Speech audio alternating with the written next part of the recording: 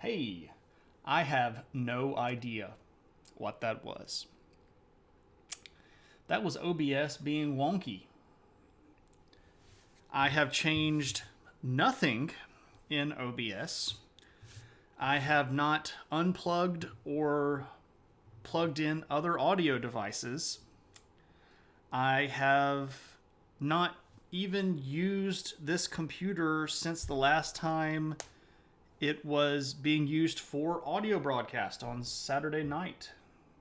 This is what happens when I get cocky about my stream setup. I did, yeah. The fates are punishing me tonight. I got a little cocky and said, "Man, I'm kind of getting stream setup pretty down," and I feel like I don't really need to rush so much. I usually set myself aside, somewhere between 30 and 45 minutes to get everything straight before a stream. And I was standing around today like, yeah, I don't have anything to do. I've got 10 minutes to spare. I play with the puppy. And my hubris has bitten me in the badonkadonk. I guess that's what happens when you get too prideful. The world pulls you back down a little bit. Well, welcome everybody. I don't know if I should go through everything that I said at the beginning of the stream. Very basically, I said hello everybody. I said we're going to be doing viewer requests tonight. I said we're going to be talking about pirates. And I said that it's really cold outside and that a lot of our friends have been without power and without heating situations for almost 2 days, or some of them for more than 2 days. So I hope that wherever you are, you're doing all right and that you are warm and safe and comfortable. You're in charge of tangents. Audio is someone else's domain. Oh, Vern. Yeah, Vern is officially Lord of Tangents in the stream. So he has that official title. Everybody else can be nobility under him. I'll let him distribute titles as he sees fit. But officially in the hierarchy of our chat stream, Lord of Tangents. All right. So I do have a little bit of news. First off, this is viewer request tonight. We'll be doing some voting potentially at the end of the stream.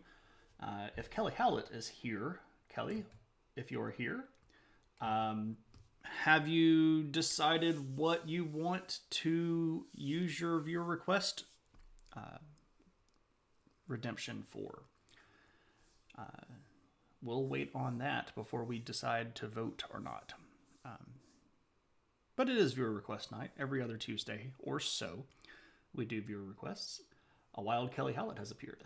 I was looking for you on Saturday. I had some people in the stream, and I was like, oh, we're going to go raid Kelly. And I wrapped up a little bit early, and then I didn't see you around. But I'm glad to see you here. Hope everybody has already followed Kelly Howlett. And if you haven't, please go do follow Kelly Howlett. She's a friend of the stream here. Very kind.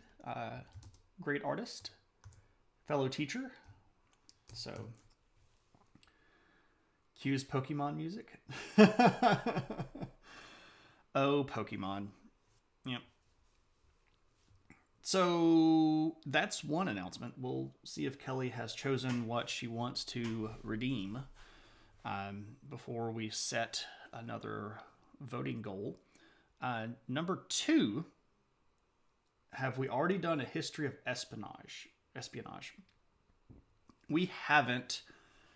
We've done the KGB, which is spying, but it's not really like just spying. If you wanted to do history of espionage, that's a pretty broad topic. I'd be happy to do spying throughout the entire, ages. If you wanted to narrow that down a little bit, it might be a little bit closer to exactly what you're after, or it might be the broad spectrum thing that you are after. What and when and what kinds of sabotage happened outside of Western cultures? So history of Asian spying. We could do that if that's what you want. We could talk about Chinese court officials and Japanese stuff, and maybe throw in a little bit of ninja in there, and maybe, or African Native American. I would have to do some research on that. I don't know about Native American spying. Then you can ponder that, and we could talk. Hey, Bloss, what's up? Welcome. Has it crossed back over into positive numbers in your world? Isn't that like doing betrayal in history? Oh man, Vern, that's like a constant. That's basically just doing history streams. Just spying. Well, I mean, I don't know. We'd have to work on the terminology.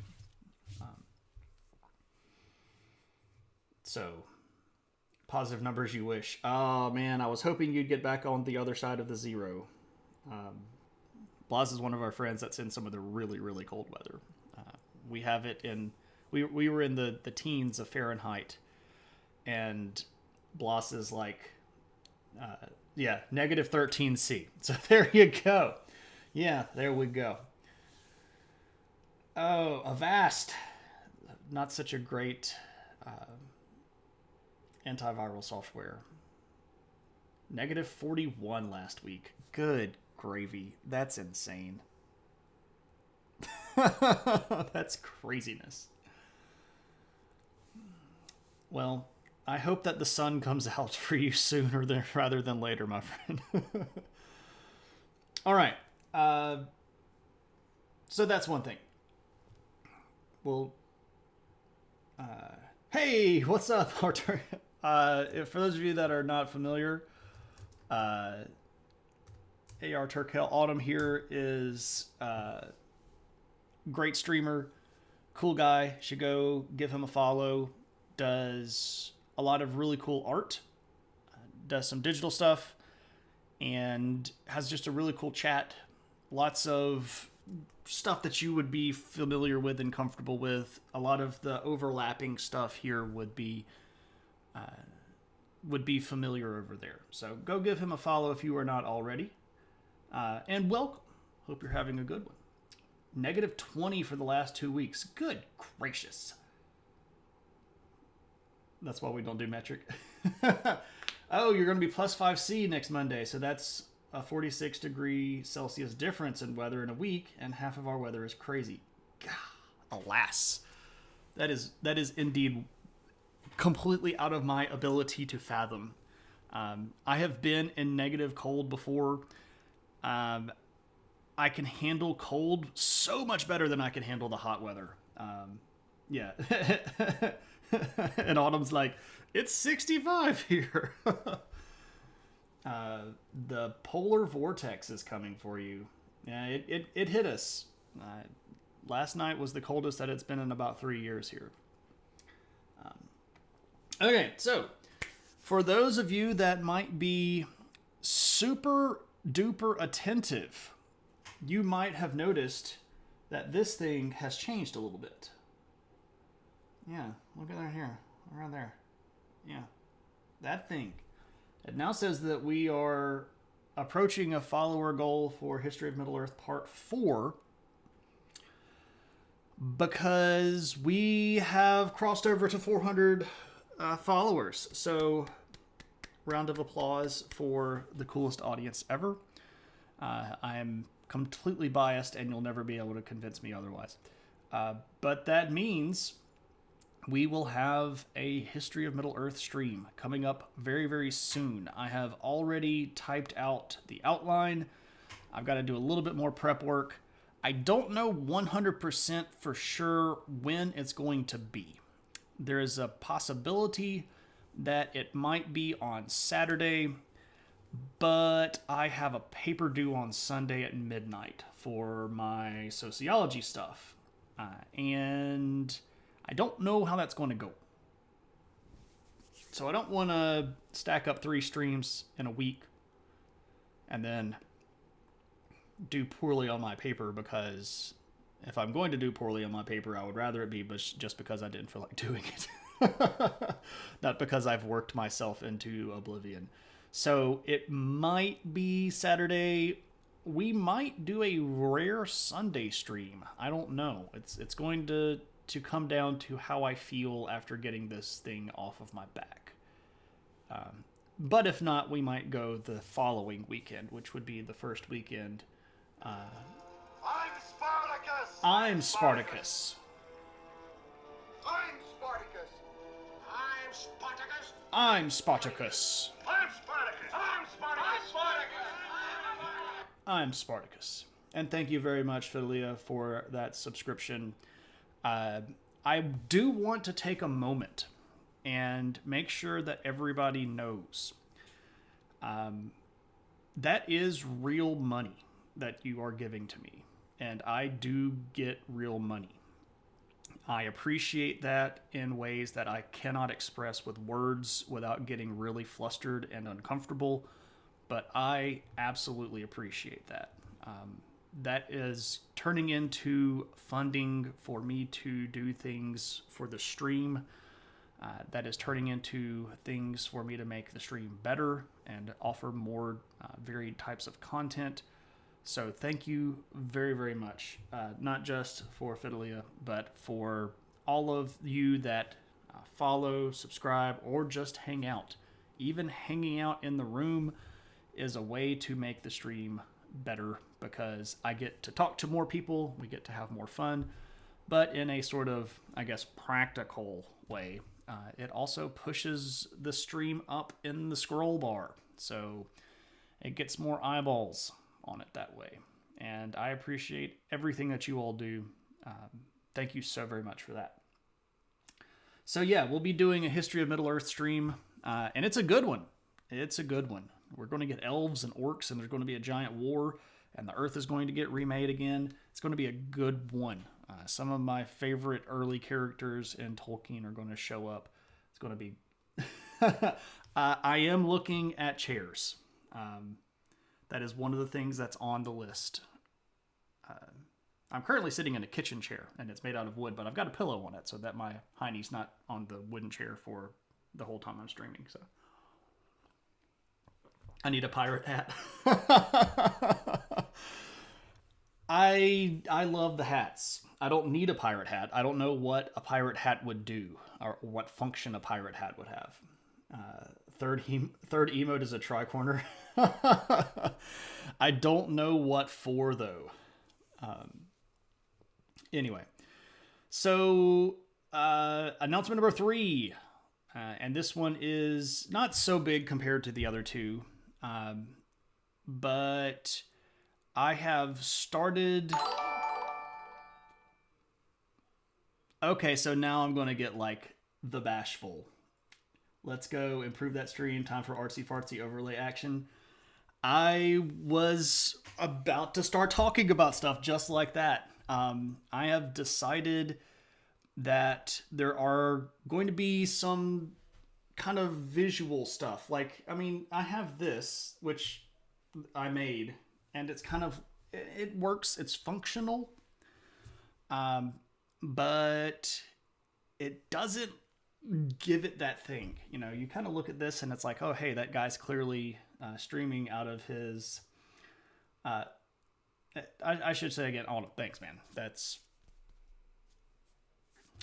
mucho appreciated. Anyway, I got some stuff that I'm going to be doing. I've got some additional lights that are going to kind of maybe fill sort of this big kind of gray space here around me. It's not really gray. It's more like khaki. I don't know what it is. But yes, just some visual update stuff. I'm Spartacus! I'm Spartacus! I'm Spartacus! I'm Spartacus! I'm Spartacus! I'm Spartacus! I'm Spartacus! Thank you, Verd. Much appreciated, my friend. Beige, Looking forward to see the implementation. Yeah, I've got some stuff, and I'm going to be trying to spruce things up a little bit. And towards that end, if you have suggestions, I would absolutely love to hear them. And you can find me on the Discord. After the stream tonight, I'm going to open up a new channel on the Discord that's going to be stream suggestions. And I wanted to ask you all. I could make decisions on my own, and I can go with what I think is, cool. And there are some basic things that I do need. Like, I could, this whole thing right here. I mean, I can't fix this. I'm kind of stuck with that. Nobody wants to get plastic surgery donations going. But if there's stuff that you think that we could do, I'm going to encourage you to put that on there. And don't feel bad about making suggestions. If you don't want to put them out there for other people to talk about, you are welcome to send them to me in the DM. But after the show tonight, keep an eyeball on the Discord, and you're going to see stream suggestions pop up. And I would love to hear not just visual kind of things, like what we could physically do to make, the stuff here better, but content things. You can't fix ruggedly handsome. Oh, man. I describe myself as aggressively okay looking. Get you a green screen so you could be all weatherman style, taking us on a journey.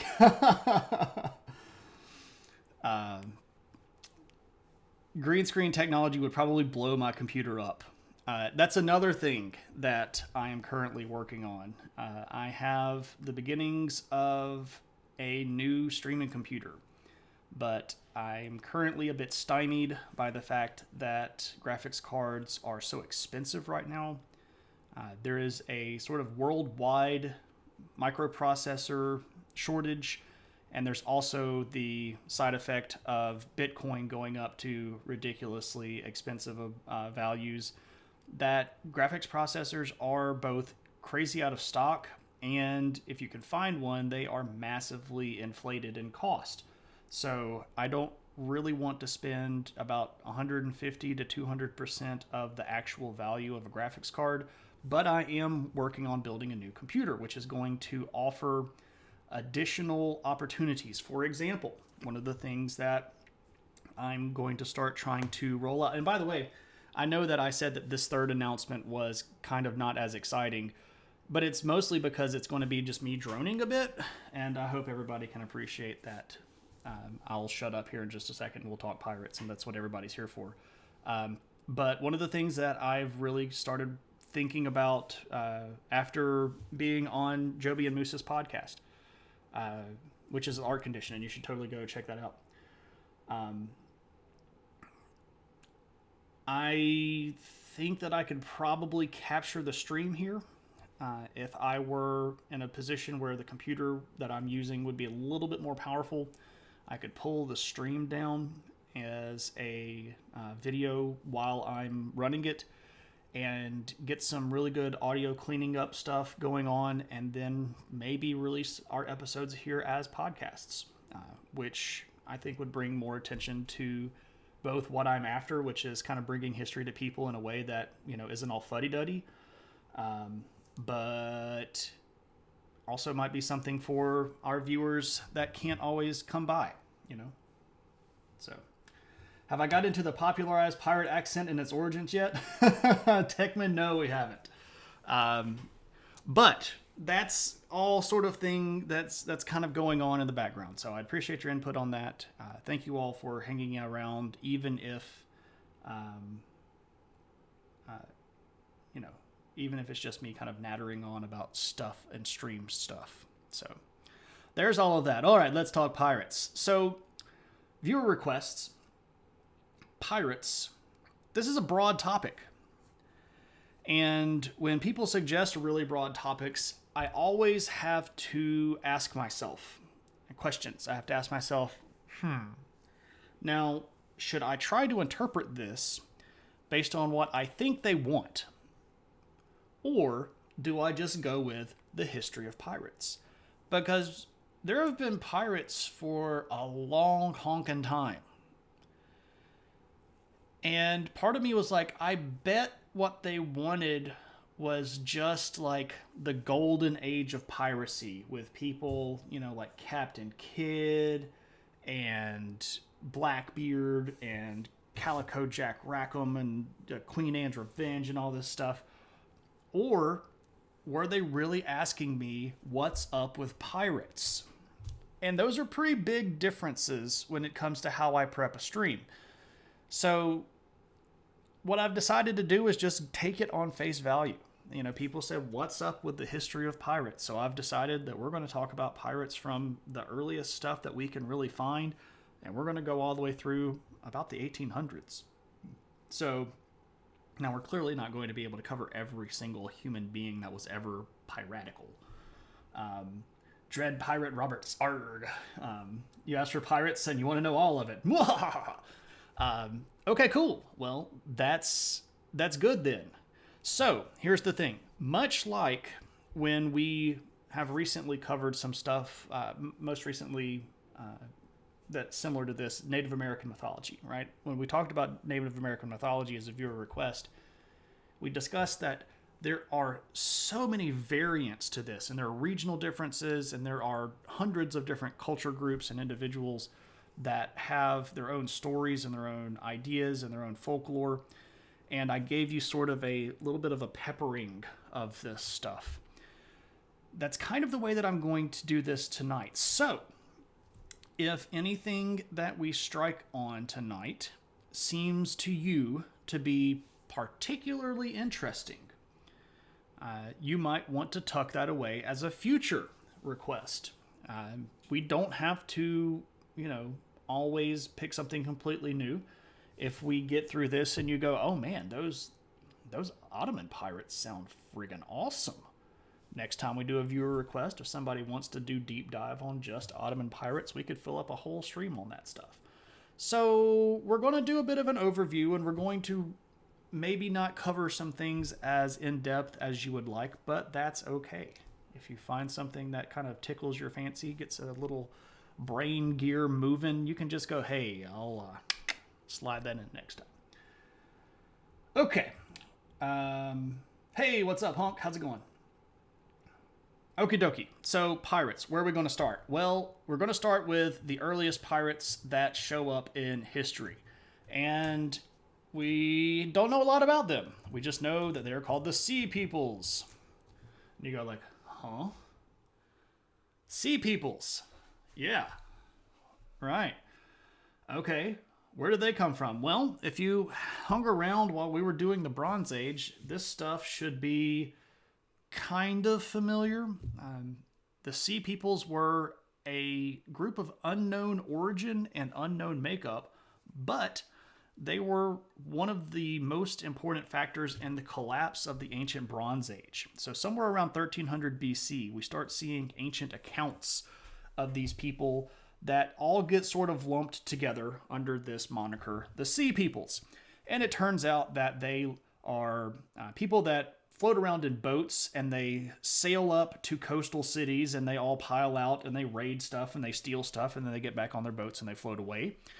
They hijack ships in the Mediterranean, and they cause a lot of trouble on trade routes. These people are pirates. You wanted high fives too?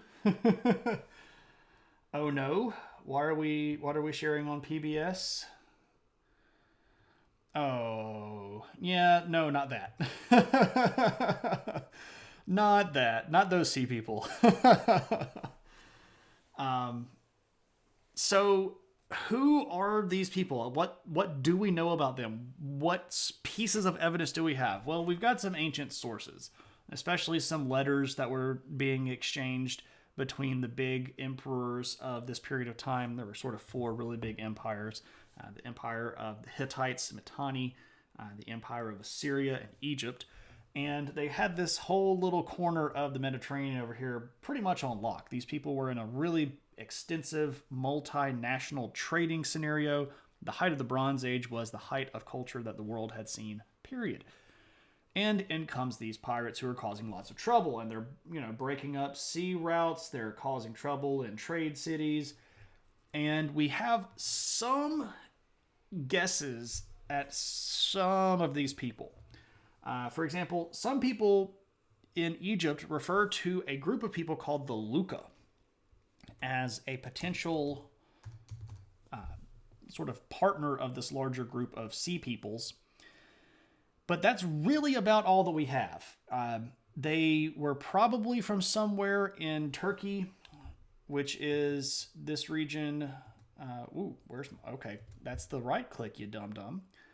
Right around in here. This coastal part of Turkey has a lot of islands and a lot of little coves, and I'll put on the adventure hat and show you a picture later on of some of this stuff.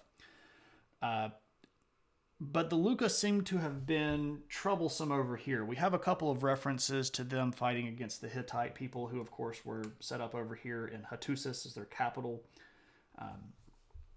But we also have another group called the Sheridan. You're like, well, that sounds like a horrible name for the pirates. And we have some visual references of these people from the Egyptians. And it just so turns out that the Egyptians hired a bunch of these people as a way to get them off their back. So you find the pirates and they're causing trouble, and you go, why don't you just go do something with somebody else and we'll pay you to leave us alone? This is like the origin of, protection rackets. So in our image here, what we're looking at is a negative of a pretty faint carving on a big temple in Egypt called Mednet Habu. And these people right here with these round shields and these weird honking horned helms that are getting off of this boat and railing over here to this boat, these are the Sheridan people. And this is them taking over this guy. Oh, you see these people over here getting thrown overboard and getting stabbed and stuff. That's the piratees, not the pirateurs, I guess. It's a bit of a joke. Here is another picture. This one's a little bit hard to see, but again, this is an inscription here where we see these round people, or round shielded people with this weird headdress thing and these swords. These are the Sheridan. Viking descent.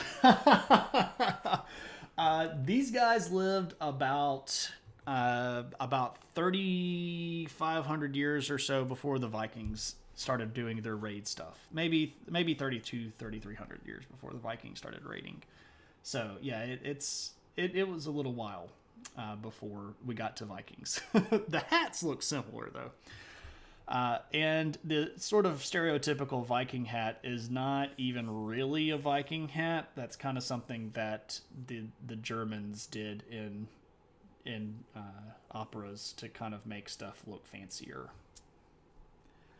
One example of pop pirate talk origins shared in Discord. Cool. Anyone who has the permission here? Oh yeah, Techman, you can share it here if you want to. Everybody can share links. I don't have any blocks or anything like that, so you are welcome to share at your heart's content. Okay, so Sea Peoples. Oh yeah, what's up, Capacitor? How's it going? Welcome. Yeah, so the Luca and the Sheridan might be some of these people that counted as Sea Peoples, but we do know that the Sea Peoples were responsible for wrecking a whole bunch of stuff and destroying a whole bunch of cities, and overall contributing to the collapse of society. And I'm not really being sarcastic there. When the Bronze Age collapsed, it was about 700 years before things got pulled back together in a meaningful way. So, yeah. Good, glad to be here. Awesome. Well, we are talking about the history of pirates, and we're starting off with the way in the past, and we're moving on up. So, I do want to point out another region. And this is what we might call, I've got it titled in my notes here, OG Pirates. OG. Like to point at the Illyrian coast. And you go, what the devil? What's up with the Illyrian coast? Was Kevin Costner part of the Sea Peoples? What's up, Visual Nomad? No, this is not those people. But I would like to let you know that we're down to only 4 inches of black oily stuff. So, are these the Sea People who have supposedly attacked Egypt? They did attack Egypt, and they did cause a lot of trouble. The Egyptians were able to beat them, but it was a close call. And the Egyptians ended up falling into the Third Intermediate Period not too long after that. But yes, those very same people. So if we move a little bit more forward in time, this region right in here, which is today several different countries, including Slovenia and Croatia and Montenegro and Bosnia.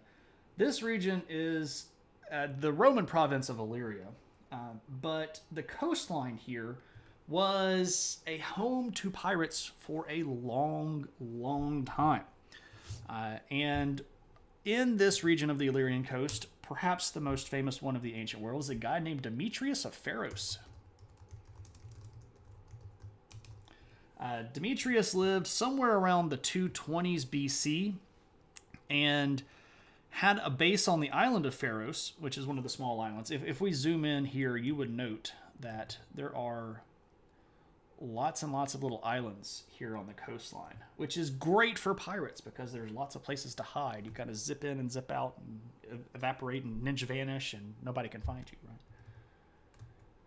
Bet you I've got more hours than you and Shane's stream.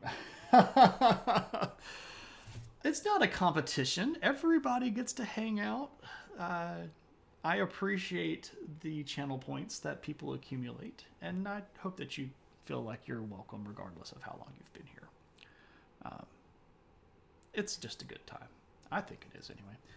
So, what's up with this guy Demetrius? So, he has the island of Pharos, and he basically turns this island into a pirate haven and sort of uses it as a pirate capital and manages to put together an entire fleet of pirate ships and effectively wrecks trade here in the Adriatic. And this is going to bring in a lot of big players, people like the Romans and the Greeks, who all want to trade with each other because, well, you know, guess what? It makes money. You get cool stuff, right? Well, this guy causes so much trouble that his pirate actions actually start an entire war. In Roman history, we call this the Second Illyrian War, where Rome literally comes over to this region with an army and a navy and decides to sort of scour Pharos clean. And they manage to take his island, and they push him off, and they wreck a lot of his fleets, and they defeat some of his soldiers, or mercenaries, or pirates, whatever you want to call. And he manages to get away, though, much like a good pirate would. He refuses to capture, and he sneaks off, and he makes his way over to Macedonia, the kingdom of Macedon, and ends up becoming an advisor to the king of Macedon. And during this period of time, manages to get Macedon to do some stuff that's going to get them on a collision course with Rome. He ends up dying, but, you know, that's what happens. But, yeah, he started a whole war and almost completely shut down trade on the Adriatic from his little base on Pharos. Gatekeeping and a history Twitch stream? LOL. No, everybody's welcome. Everybody's welcome. Random question. When is the first documentation of a ship? If pirates started that early. Okay, so I'm going to have to ask a couple of follow-up questions. When you say documentation, do you mean actually mentioned in a document? Or do you mean like a visual representation or archaeological remains? And by ship, do you mean something that people used as a boat? Or do you mean actual constructed ship that's good for carrying stuff around on the open water? So you can muddle with that and get back with me. Rome don't play around. Rome don't play around. The Hebrew. That's actually AD period, but yes, the Hebrew. Oh, the Hebrew. That's an actual reference to a thing that I was over in Turkey trying to... Okay, well, I was trying to disprove it because it wasn't a boat. Anyway, okay. So, moving along, what else do we have in the ancient world? Well, I can give you a couple of pointers, little sort of highlight things that happened. Let's talk about Alexander the Great. Alexander the Great hated pirates and basically had them completely shut down in the Mediterranean. This was one of his goals. Like, if I'm going to run things, people are not going to pirate me. And he shut a whole bunch of stuff down, and it was crazy. And kind of declared war on pirates. And then, well, when he died, it all kind of went really, really bad because there's all this fighting between his generals, and of course, this just kind of perpetuated pirates. Me and Cap follow Lamacal. He has a top 20 viewers list where Cap has like 50 more hours than me. I know that there are plugins that do stuff like tell you how many points you have and tell you how long that you've watched and things like that. I don't know. I mean, sailing across the sea, carrying large amounts of people and or cargo, that must have been a big risk. It was super big. And just the first time mentioned. Okay, so we know that ships have existed from around the 2000 mark BC. And we have not received any sort of benefit of digging stuff up that's particularly... Wait. Let me pause. Let me back up and pause even... Goods. What counts as goods? And what counts as sea? So now I'm having this raging nerd debate in my brain.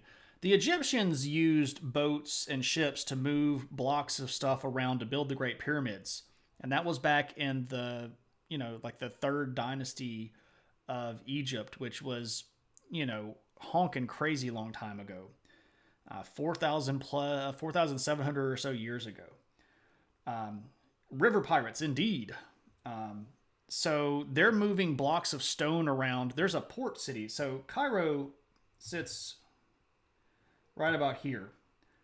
And if you go out to this little branch of the Red Sea, there are ports actually all the way down this region of Egypt that were sort of linked in with this larger network of moving stone around, because a lot of the stone that came up to Giza and places like Abydos, the royal city where you buried things, buried people, not things, sorry.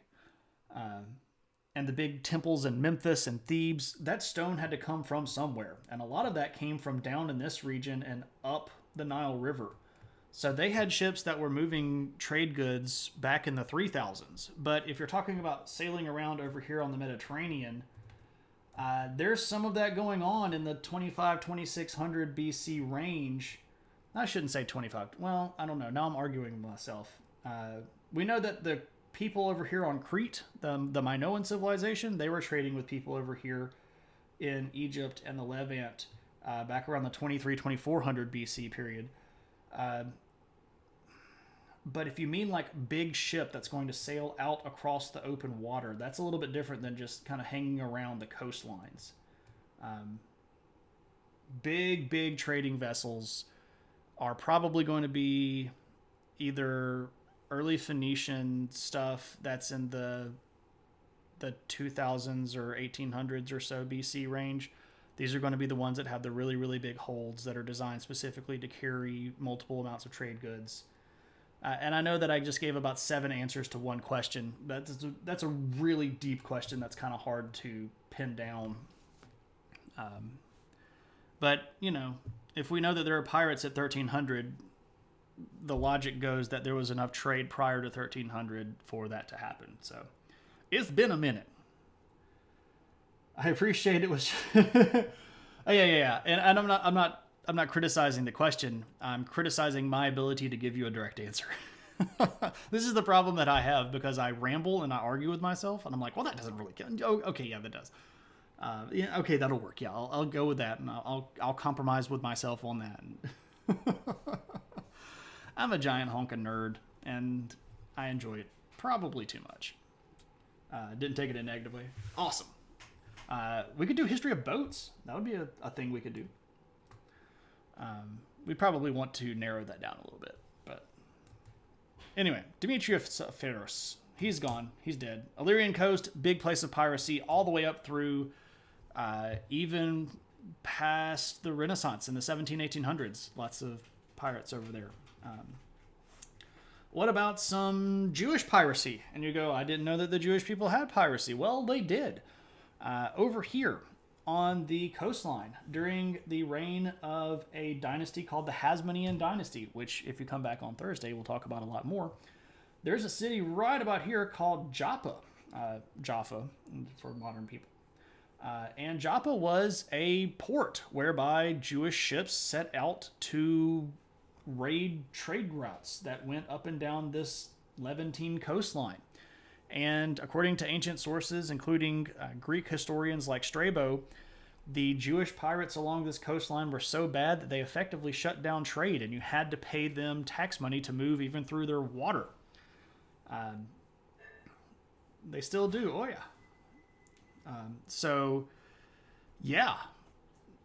Big navies. Hasmonean Dynasty is a cool group of people, and we'll be talking about them a lot more on Thursday. And I get to wear the adventure hat a lot on Thursday. Well, not a lot. A little bit. For a while.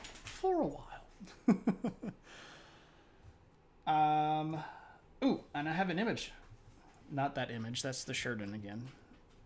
But at the tomb of Jason... This is a tomb of one of the Hasmonean leaders.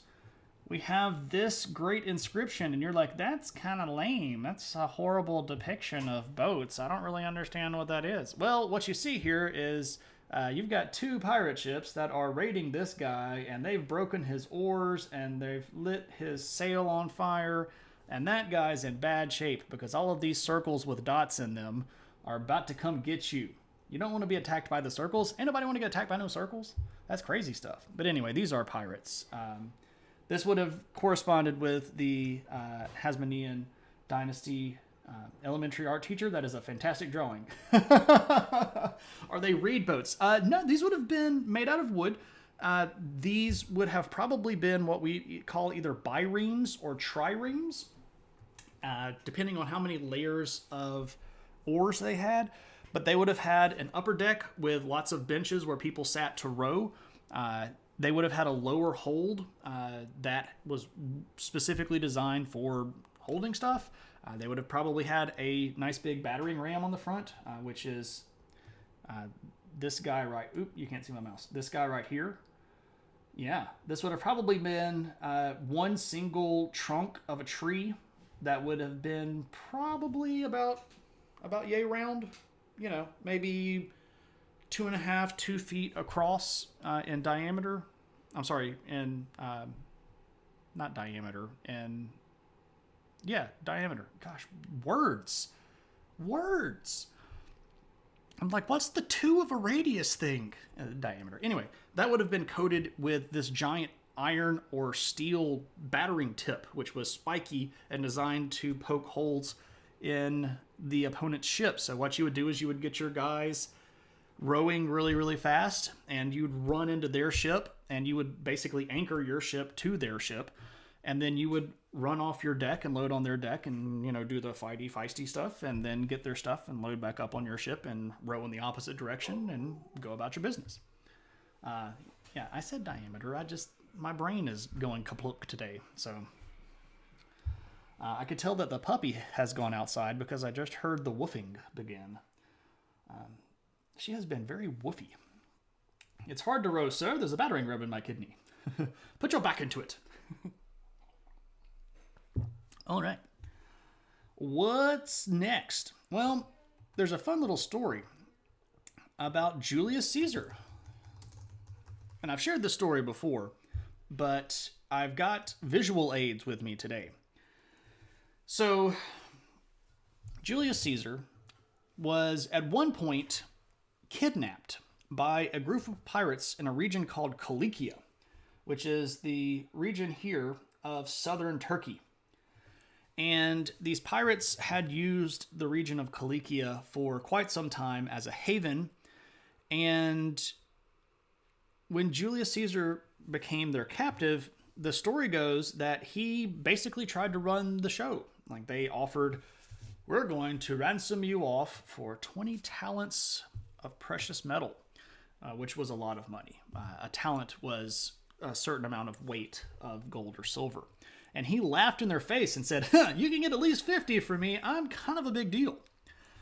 And they're like, aren't you supposed to, negotiate down? ? And he's like, psh, Okay, you guys are just clearly the worst pirates ever. So he tells them how much to ransom him for. He tells them who to ask. Like, you're just doing this ransom thing wrong. Do you want me to write the letter? I mean, honestly, do you guys even pirate? Do you even pirate, bro? Do you even avast? Anyway, so they ransom him back to his Roman family, and as he's leaving the island that they're on, he kind of gives them this little like parting story. He's like, hey, by the way, I'm going to come back here with an army and I'm going to kill all of you. And they're like, oh, Caesar, you scallywag. Oh, it was good to have you around. You're kind of a jerk and you've, made our lives kind of horrible. So we're kind of glad to have you gone. And we've got a lot of money now. And guess what he did? He went and got an army and he came back and he crucified all of them. Yeah. Because Caesar don't lie. Voiceover, he did come back. Yeah, with an army and killed them all. And yeah, because Caesar don't play. And I've mentioned this coastline here of Turkey a couple of times, the region where the Luca perhaps were. And why did he help them though? Because he was Caesar. He's Caesar. He got the money too, by the way. Like he got all of their stuff. I'm rich and I don't forget, pretty much. It was the ultimate flex. Caesar refused to allow them to dictate terms. He's like, no, you're doing this wrong. No, I'm in charge here. You just have me. I'm in charge though. Apparently he told them like when to get up, and he played games with them and beat them at cards and dice and stuff. He was a micromanager. Yeah. It's like the worst captive ever. Like, he came here and he friggin' completely overhauled it. He made us like 15% more efficient though. Anyway, so this region of Cilicia here has been a haven for pirates for quite some time. And I want to put on the adventure hat and show you kind of why, because I've got a cool picture here that I want to share with you. So for those of you that don't know, when I talk about places that I have been or things that I have seen with my own two eye holes, I put on the adventure hat, and this is the adventure hat. Bum ba dum dum da dum dum dum da dum dum dum. Marst. Am I saying that right? I'm probably butchering that. Marst. Martist. Artist? I don't know. You tell me how I should address you, good person. But welcome to the adventure.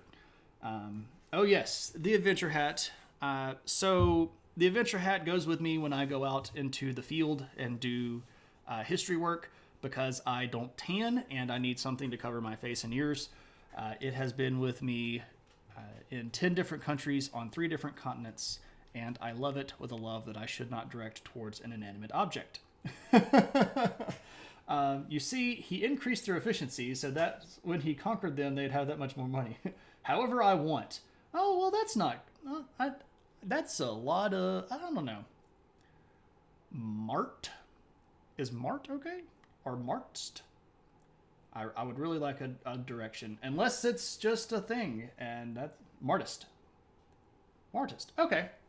I shall remember this. Thank you very much.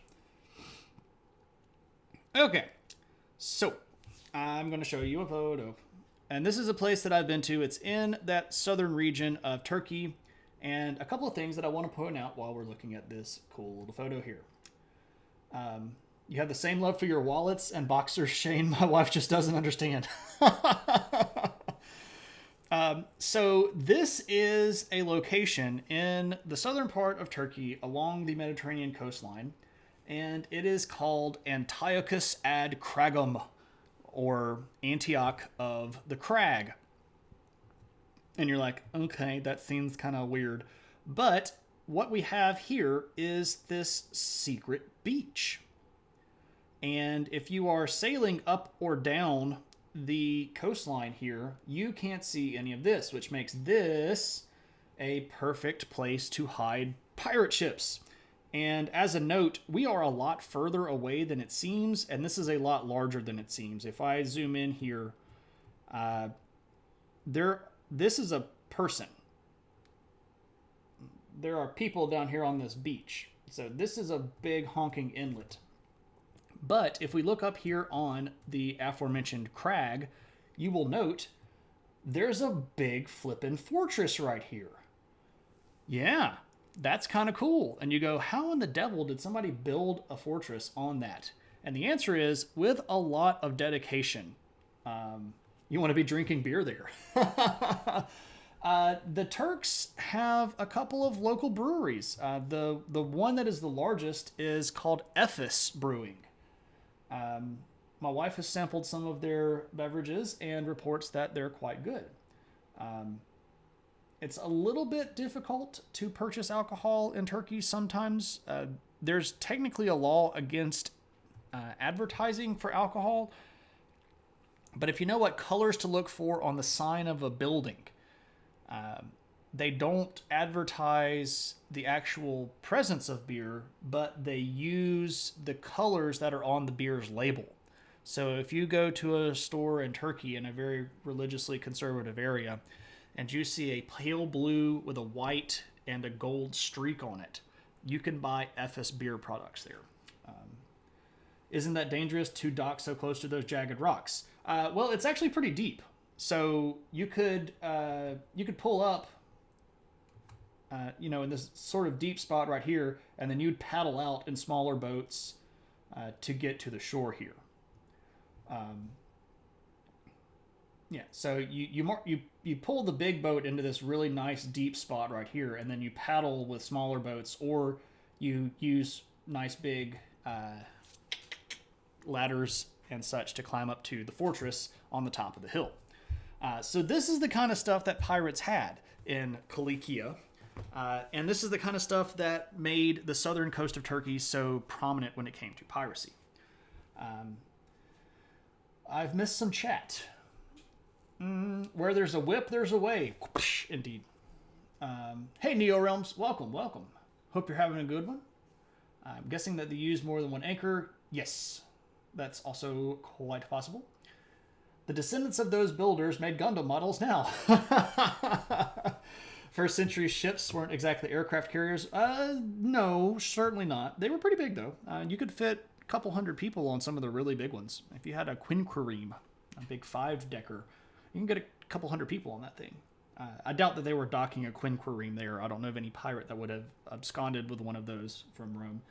Isn't it amazing how clean everything that isn't North America? Well, I'll not to be persnickety, but if you see right here, there's some plastic garbage that's thrown away. If we were to spin our camera 180 degrees, we would be looking at a roadway that has a bit of a campsite to get you down to the actual hidden beach down there. I did not go swimming there. I did go swimming in the Mediterranean a couple of nights later. It's quite fun, very soothing, very peaceful. So, but yeah, the water there is beautiful. Super cool place. If you ever get a chance to go to Turkey, I give it 2 thumbs up. 2 thumbs up. And if you ever want to know where to go, let me know. You don't have to go do the whole like Indiana Jones thing, like not on the bus tour stuff that I do, but there's some cool stuff to go see. All right. So I'm slowing down because I'm rambling about stuff. So let's speed up a little bit and we'll get to what we might call the late antique and or I bet I know what was wrong with my audio. I bet it was Discord, that jerk. Discord, go away. I feel you should have been an archaeologist. Well, I've been to several archaeology digs, including active ones. I've got an invitation. Well, let me rephrase that. If COVID had not happened last summer, I would have been on an archaeology dig over summer last year. There is a professor that I know from University of Pennsylvania that is doing excavation on some Native American mounds here in Mississippi, and invited me out to the dig site. And then COVID, and then no money, and then lockdown, and then so maybe this summer. I know what you didn't do last summer. I didn't go dig stuff up. Yeah. But sometimes you meet people knowing that they're on the right path and are doing what they love, and I'm happy for you that you are doing what you love and you're passionate about it. It really shows. Oh, bless. You're hitting me with the feels. I've already been overwhelmed by the feels tonight. You guys are awesome. And I say that inclusively. You people are awesome. I get a lot of fulfillment out of this. And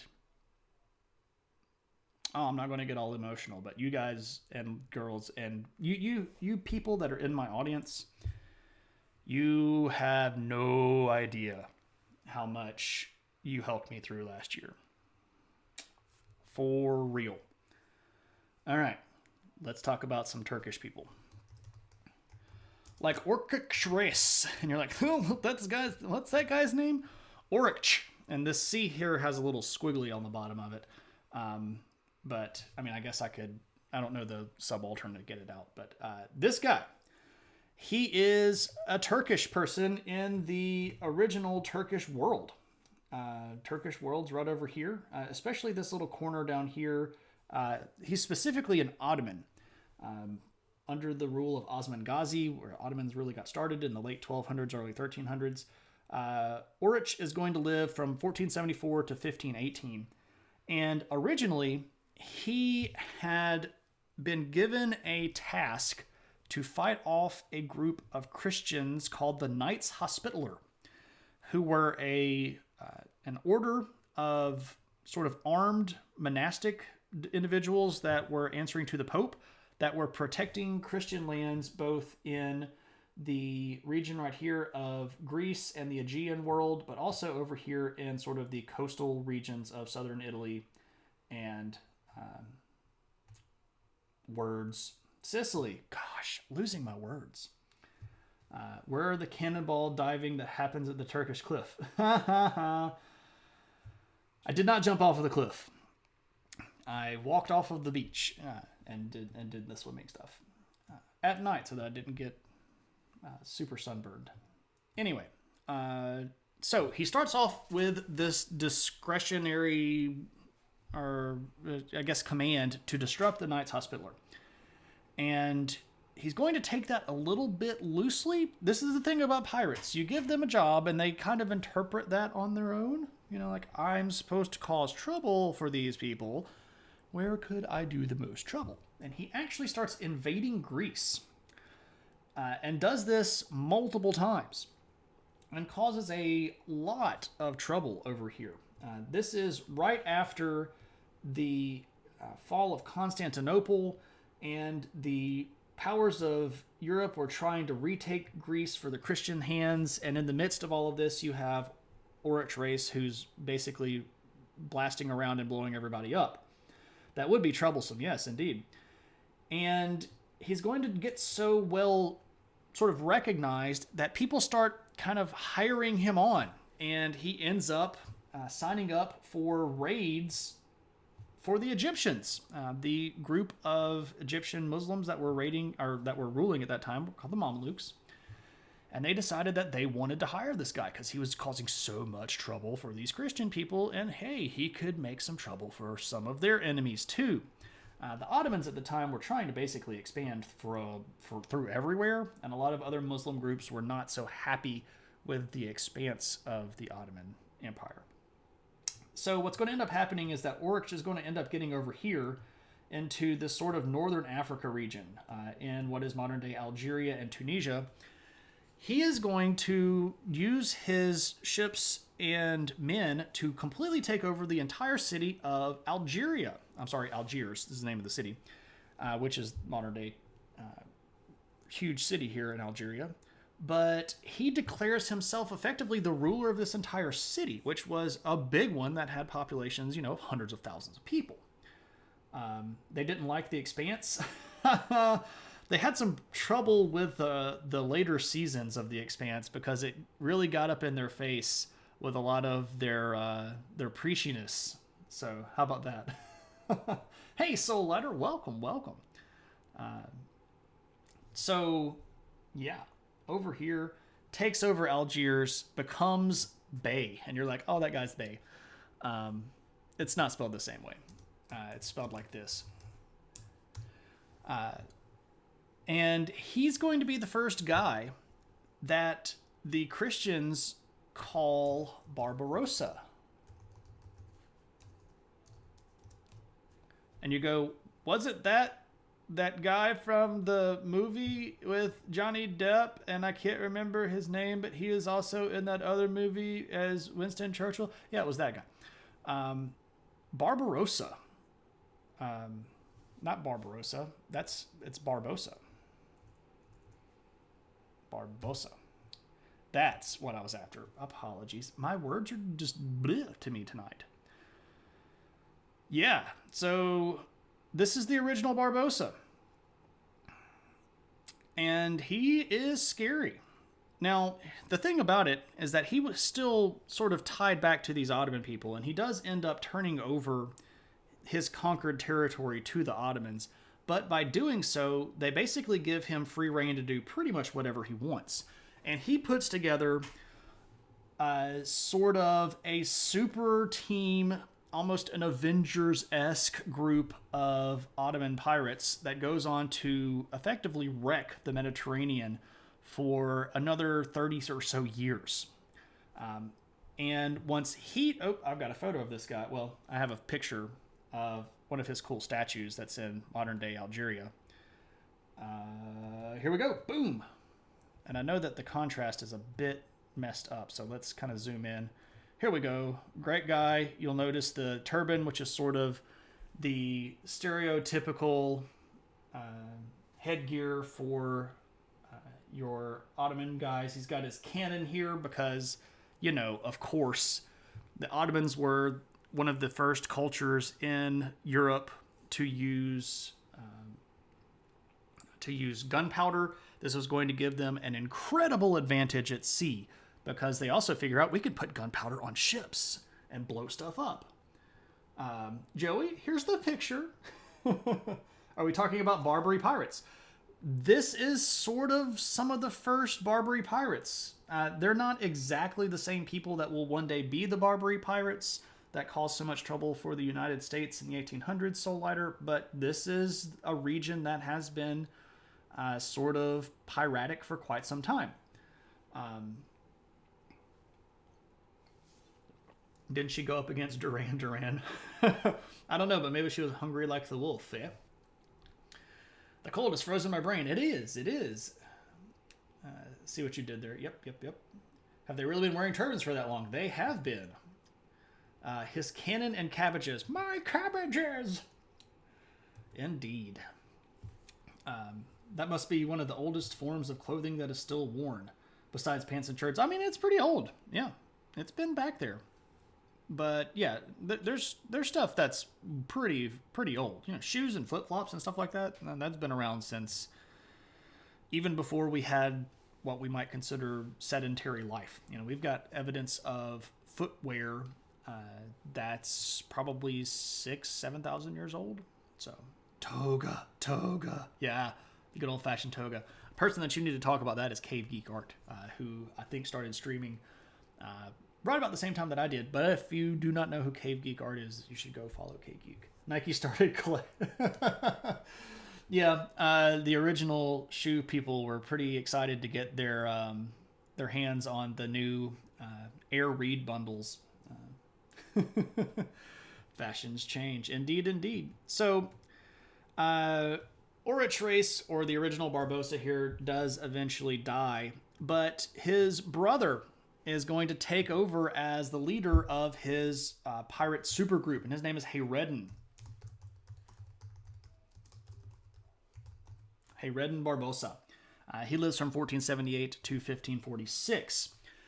This guy was a brother of Orich, but had become so popular during that period of time that the guy that's leading the Ottomans decides to become friends with this guy. How amazing is this, that one of the most powerful emperors on the world knows who you are because you're such a crazy good pirate and you're causing so much trouble. This guy, by the way, Suleiman the Magnificent. So if you've ever heard of any Ottoman history, Suleiman was one of the most powerful monarchs on the planet for decades, and is a really big fan of Hayreddin, and becomes such a good friend that Suleiman effectively turns the Mediterranean over to him and says, you do whatever you want to do here. You cause as much chaos, you wreck as much stuff, you steal as much stuff, you take as many slaves as you want, you burn down whatever cities you want. And Hayreddin's like, you say take over cities.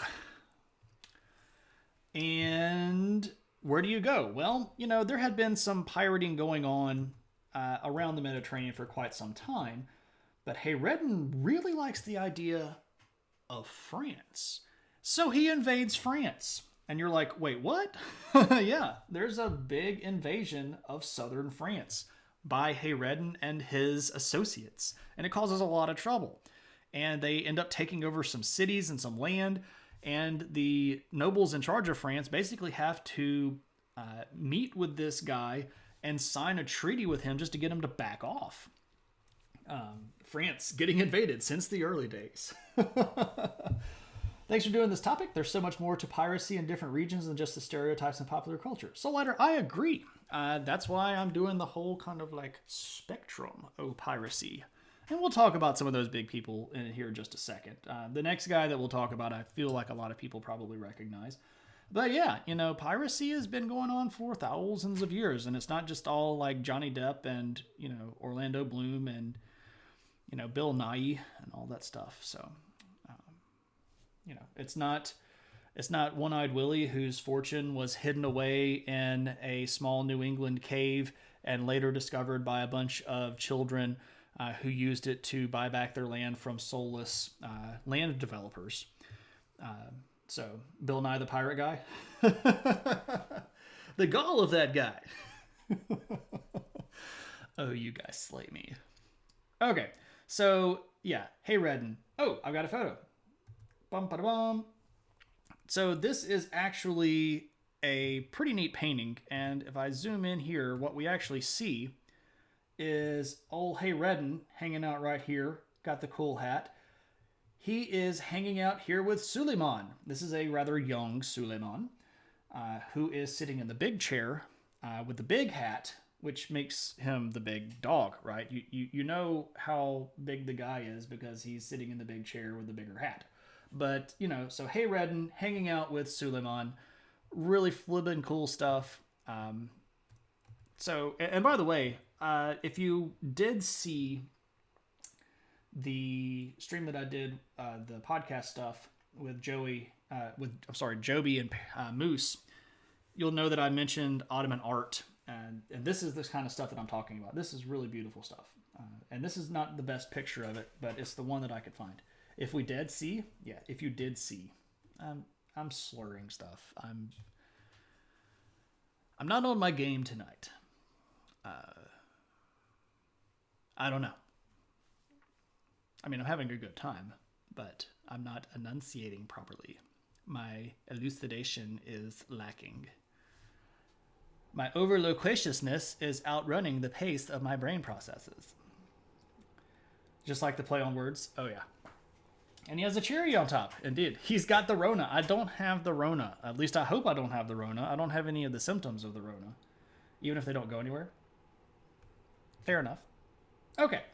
So, I need to become taciturn. I do enough taciturn when I'm playing my dwarf character for D&D. Who is rather taciturn. Let's talk about a guy named Francis Drake. If you've ever played the Uncharted movies, or the Uncharted video games, you probably know who Francis Drake is. If you stayed awake during World Civ 1, this guy probably got mentioned a little bit. Francis Drake is probably one of the most well-known pirates of the what we might call early modern period. The period of swashbucklers and corsairs. This is before the golden age of piracy. He's so taciturn, the Dragonborn rogue is the party mouthpiece. Yeah.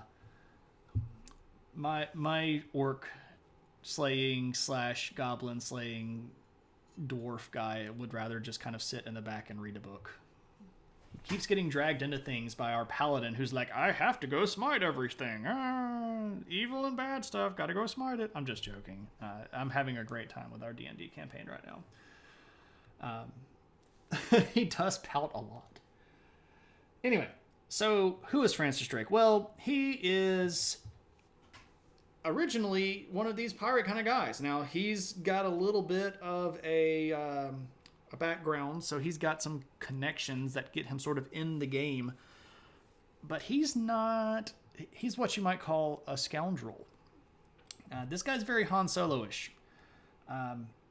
He's got some connections, he's got some money, and during the period of time where he's alive, England was in a pretty bad spot.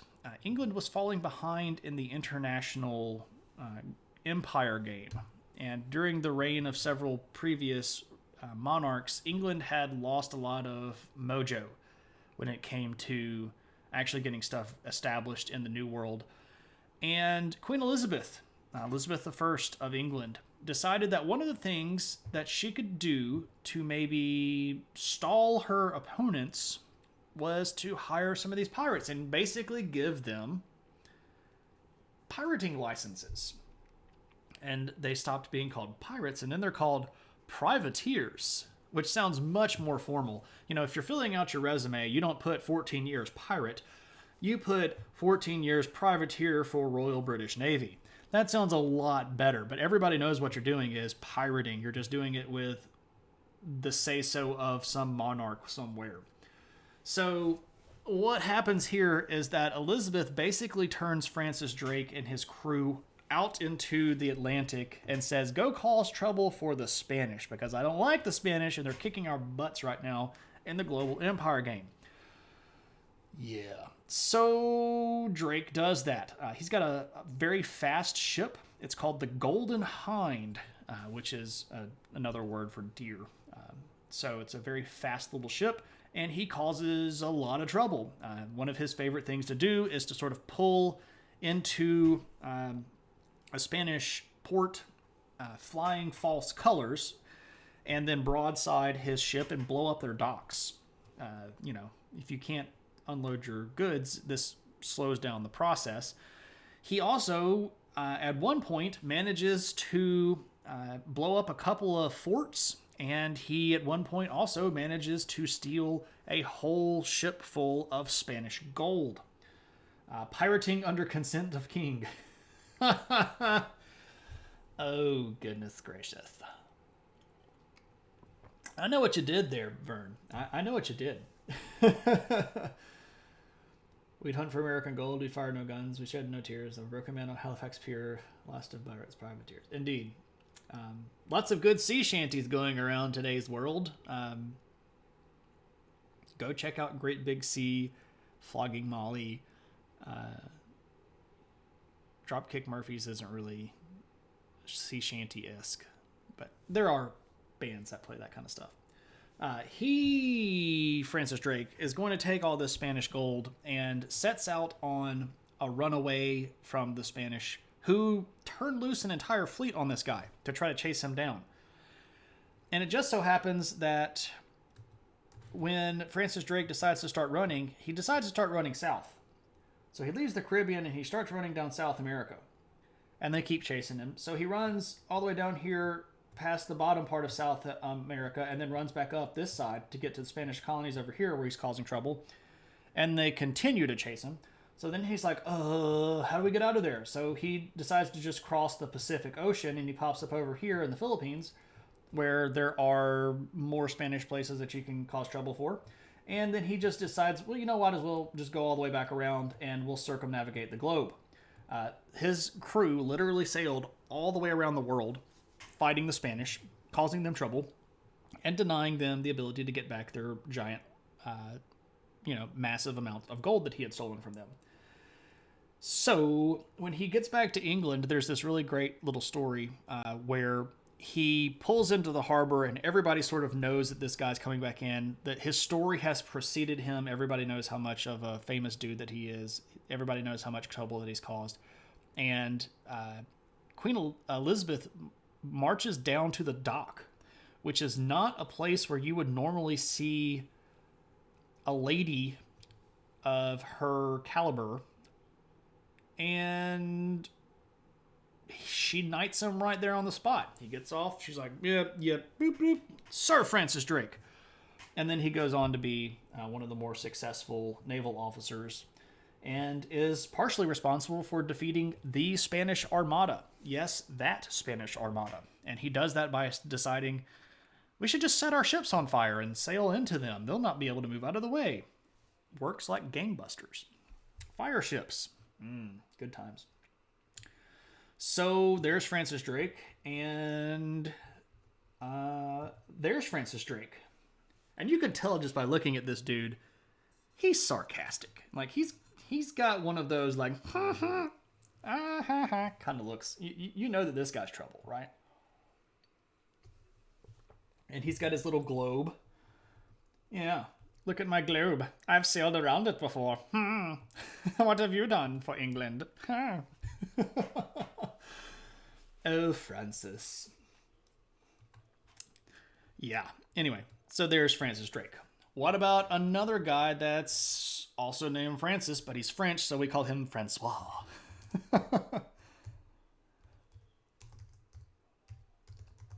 Francois Laulnay. Smug face is smug, right? Francois Laulnay looks like this. Bum, ba, da, bum. He's a French guy.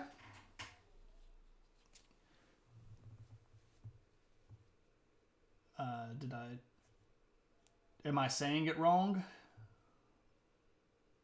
Laulnois? I say Laulnay, but it's spelled like 17 different ways. Like this one has it spelled different than I had typed it.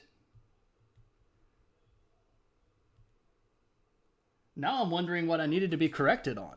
Those are not the hands of a sailor. I have no really good French skills.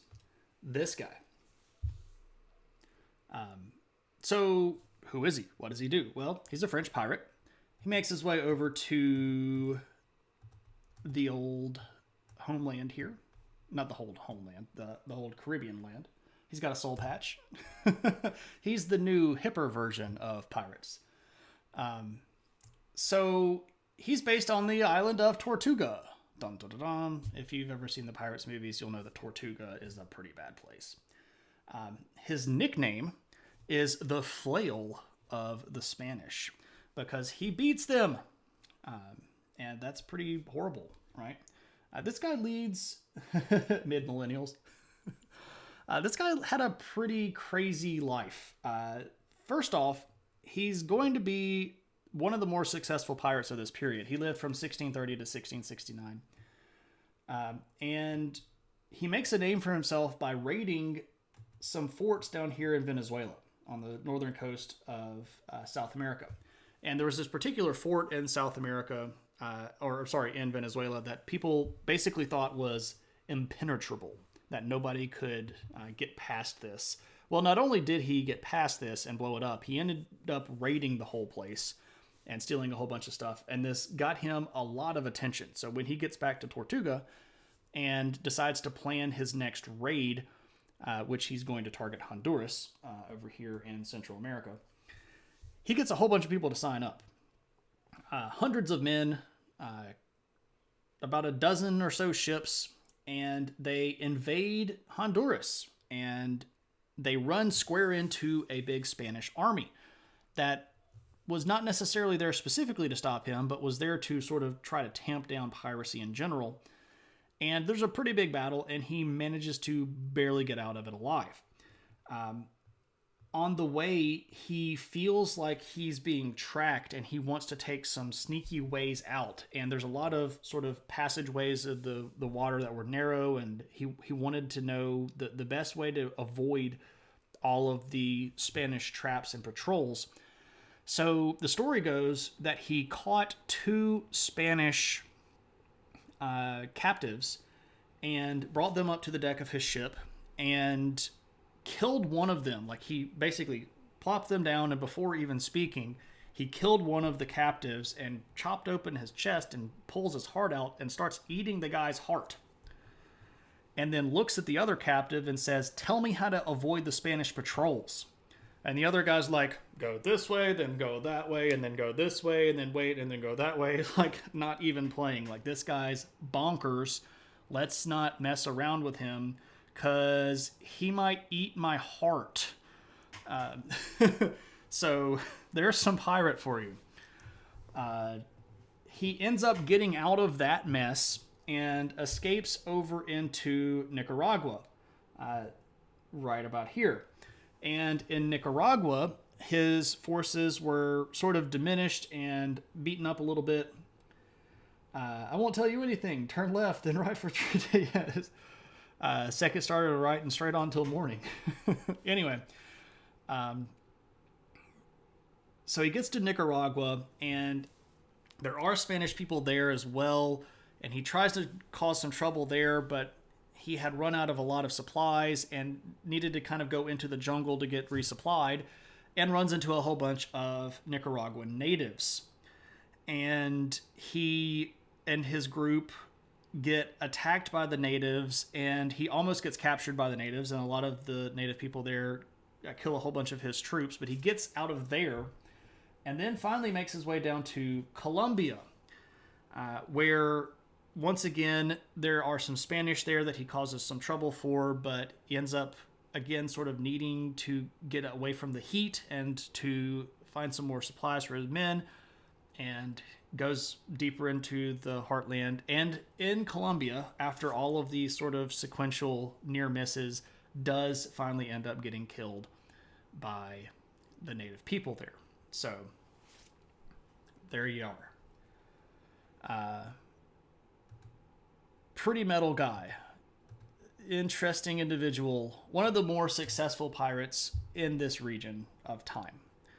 Okay, so this brings us to sort of what people recognize as what we call the golden age of piracy, which is not actually that long. It's only about 40 years or so. It's from about 1690 to about 1730. But in this period of time, the piratic activity that goes on around the world is really, really high. And one of the reasons we know so much about this is because it becomes kind of a vogue thing. One of the things that's going on over in Europe around this time is the Enlightenment.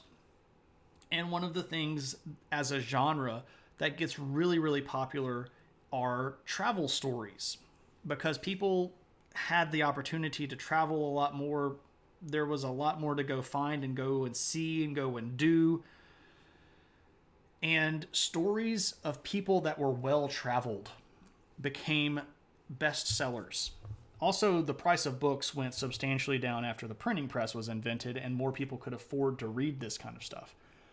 And one of the things that people liked were these harrowing tales of adventure. Everybody likes the adventure stories, right? Everybody likes the stories where the bad guy goes and does the thing and then barely gets away, and the good guy's like, "I'll get you next time," and the bad guy's like, "No, you have more." You know how that works. And there's rum. Yeah. Caribbean piracy, so romantic. It's so hot right now. And you have a few books that come out during this period of time that detail the lives of a lot of these people. And it's not so much that the total amount of piracy had dramatically increased to the point that it was just so overwhelming. It's that the attention to it increased and people documented it more. So this is when you get all of the big named people like Black Bart Roberts. Black Bart Roberts. Who was probably the most successful pirate in this period of time just by skill. Here he is. Black Bart Roberts. Not necessarily that... you killed him in Assassin's Creed 4. And the scurvy experiment. And they figured out how to make grog. which is basically rum and a whole bunch of fruit juice to keep you from losing all of your teeth and your bones and stuff. Yeah, Black Bart Roberts. This is the guy. He was one of the most successful pirates of this whole period of time. It is estimated that during his period of active piracy, that he managed to get together and capture somewhere between 475 and 500 ships, which is crazy. And he lived from 1682 to 1722. So just by sheer volume of, taking this stuff over, he's taking multiple ships every year. This is the period that cemented Fabio's future success as a romance novel model. Yeah, the white billowy shirt. But I'll note though, like Black Bart Roberts, he's not even gonna do some leg lifts or something. It looks like he's skipping leg day and arm day. Not particularly an imposing looking figure, but was 40 years of age, long life back then? No, not really. But a pirate's life is short, and things go by really fast if you live life in the Mast lane. I knew that I was going to work that in sometime, by the way, Bloss. Thank you so much for giving me that opportunity. He had someone work out for him. Yeah, he's just paying people, like, go do the bench press for me. He didn't skip nose day. Oh, man. Yeah, so Black Bart Roberts was only really active for a little bit less than 20 years as a pirate.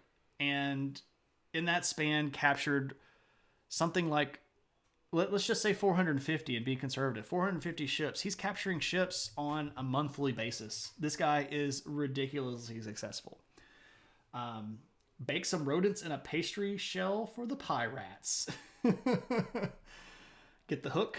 What up, David Peterson? Bring all the puns. Just all of the puns. 22 ships a year? That's nuts. It is crazy. It's crazy.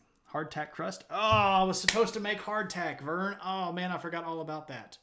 I was supposed to make ship's biscuits for tonight, and I just totally didn't. Yeah, look at me. I am the captain now. What do they do with all of this money? Live like pirates. Live like kings in the little havens that they have. They didn't usually get to keep most of it. Like Black Bart here ended up getting killed in a battle with the British. Some British cannons on a big ship shot a big thing of grape shot at his deck, and a grape shot hit him square in the neck. And that's kind of the end of Black Bart Roberts. So he didn't actually get to keep a lot of his money because he died really young. And most of his people got captured pretty soon after that. So, yeah, live like a king. Food-wise, is the dry biscuits their ship's staple? Yeah, there's the hardtack or the ship's biscuit stuff, which is basically a really, really thick cracker that is pretty dry. You have to hold on to that stuff. Usually, if it was a big ship that was going to go out for a while, they could put a couple of chickens on board.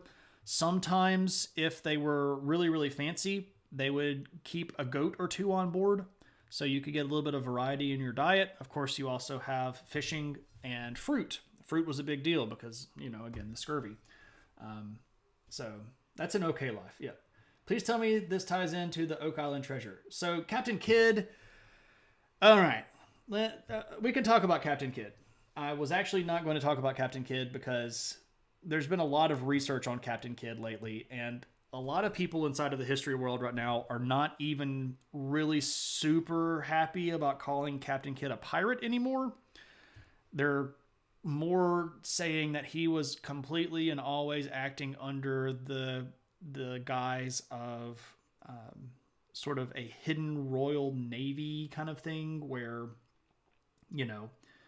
he was always sort of on the government payroll the whole time, and he was just acting like a pirate because they wanted to let him do stuff that was kind of shady. Captain Kidd isn't Oak Island? I thought that was the whole Oak Island pirate treasure thing that was Captain Kidd's.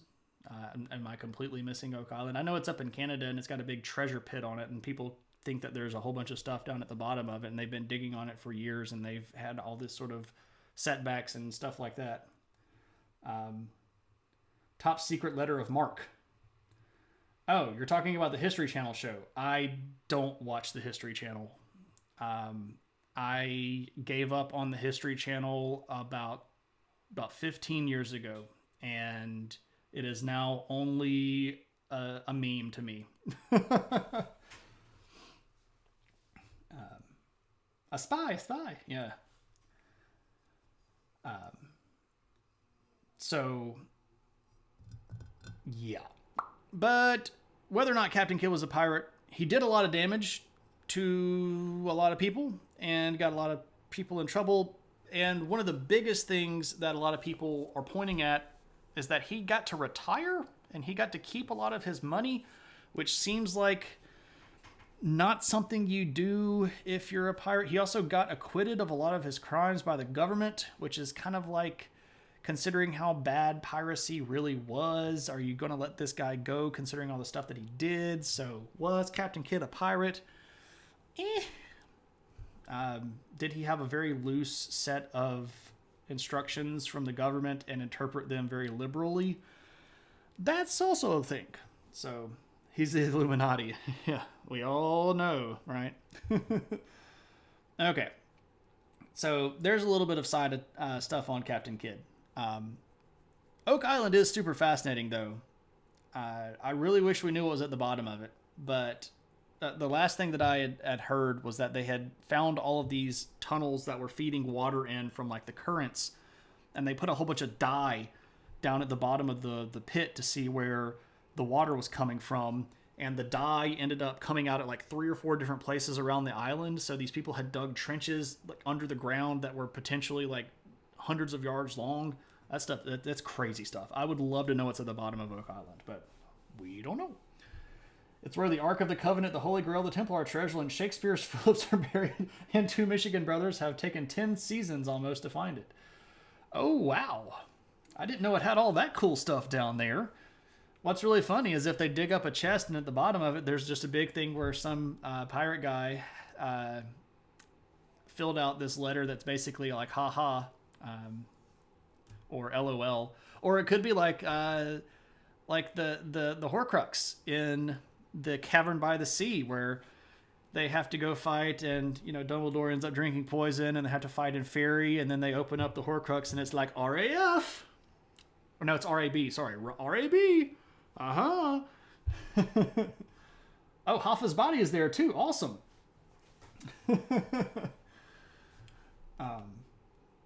Yeah, it would be really great if they found a fake Horcrux at the bottom of it. That would be hilarious, and I would laugh to no end. All right, what about one that a lot of people have heard of? What about Blackbeard? Blackbeard's real name, by the way, is Edward Teach. Blackbeard looks like this guy. Bum, bum, bum, bum, bum. Now, he looks a little bit more imposing. Now, this guy's kind of a scary dude. If you'll note here, he's got cannon fuses shoved up into his hat that he has lit. And the reason he has them lit is to scare the devil out of people when he's boarding their ship.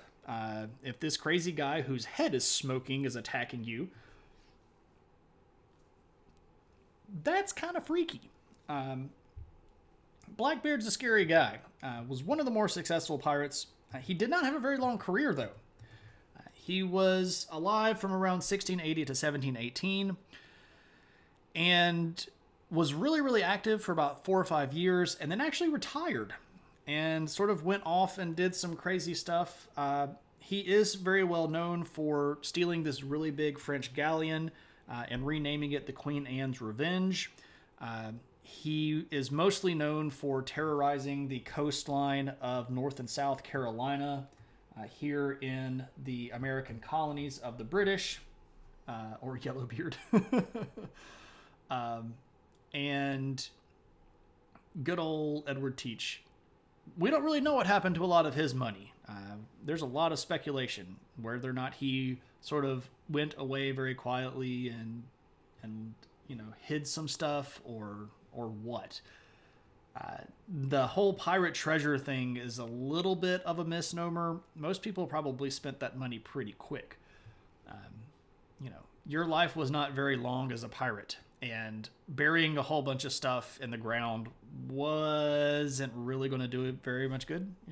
You're not going to be able to spend that stuff if you end up dying. So what about a lady pirate? We'll mention Anne Bonny, who's probably one of the most famous lady pirates of the day. Very dashing, Anne Bonny here, with her pistols and her axe. Was not ever particularly a captain of a ship, however, had a very popular following. She was eventually married to another pretty popular pirate called Calico Jack Rackham, and they ran sort of smaller level, very intelligent scheming kind of stuff. And her pants. Oh, yeah. Is it Gina Davis? Could it be? So Anne and Jack were a pair. They planned a whole bunch of sneaky stuff. They had some pretty good luck. They're going to end up getting captured, though, and both they and another one of the ladies that was sort of sailing with them.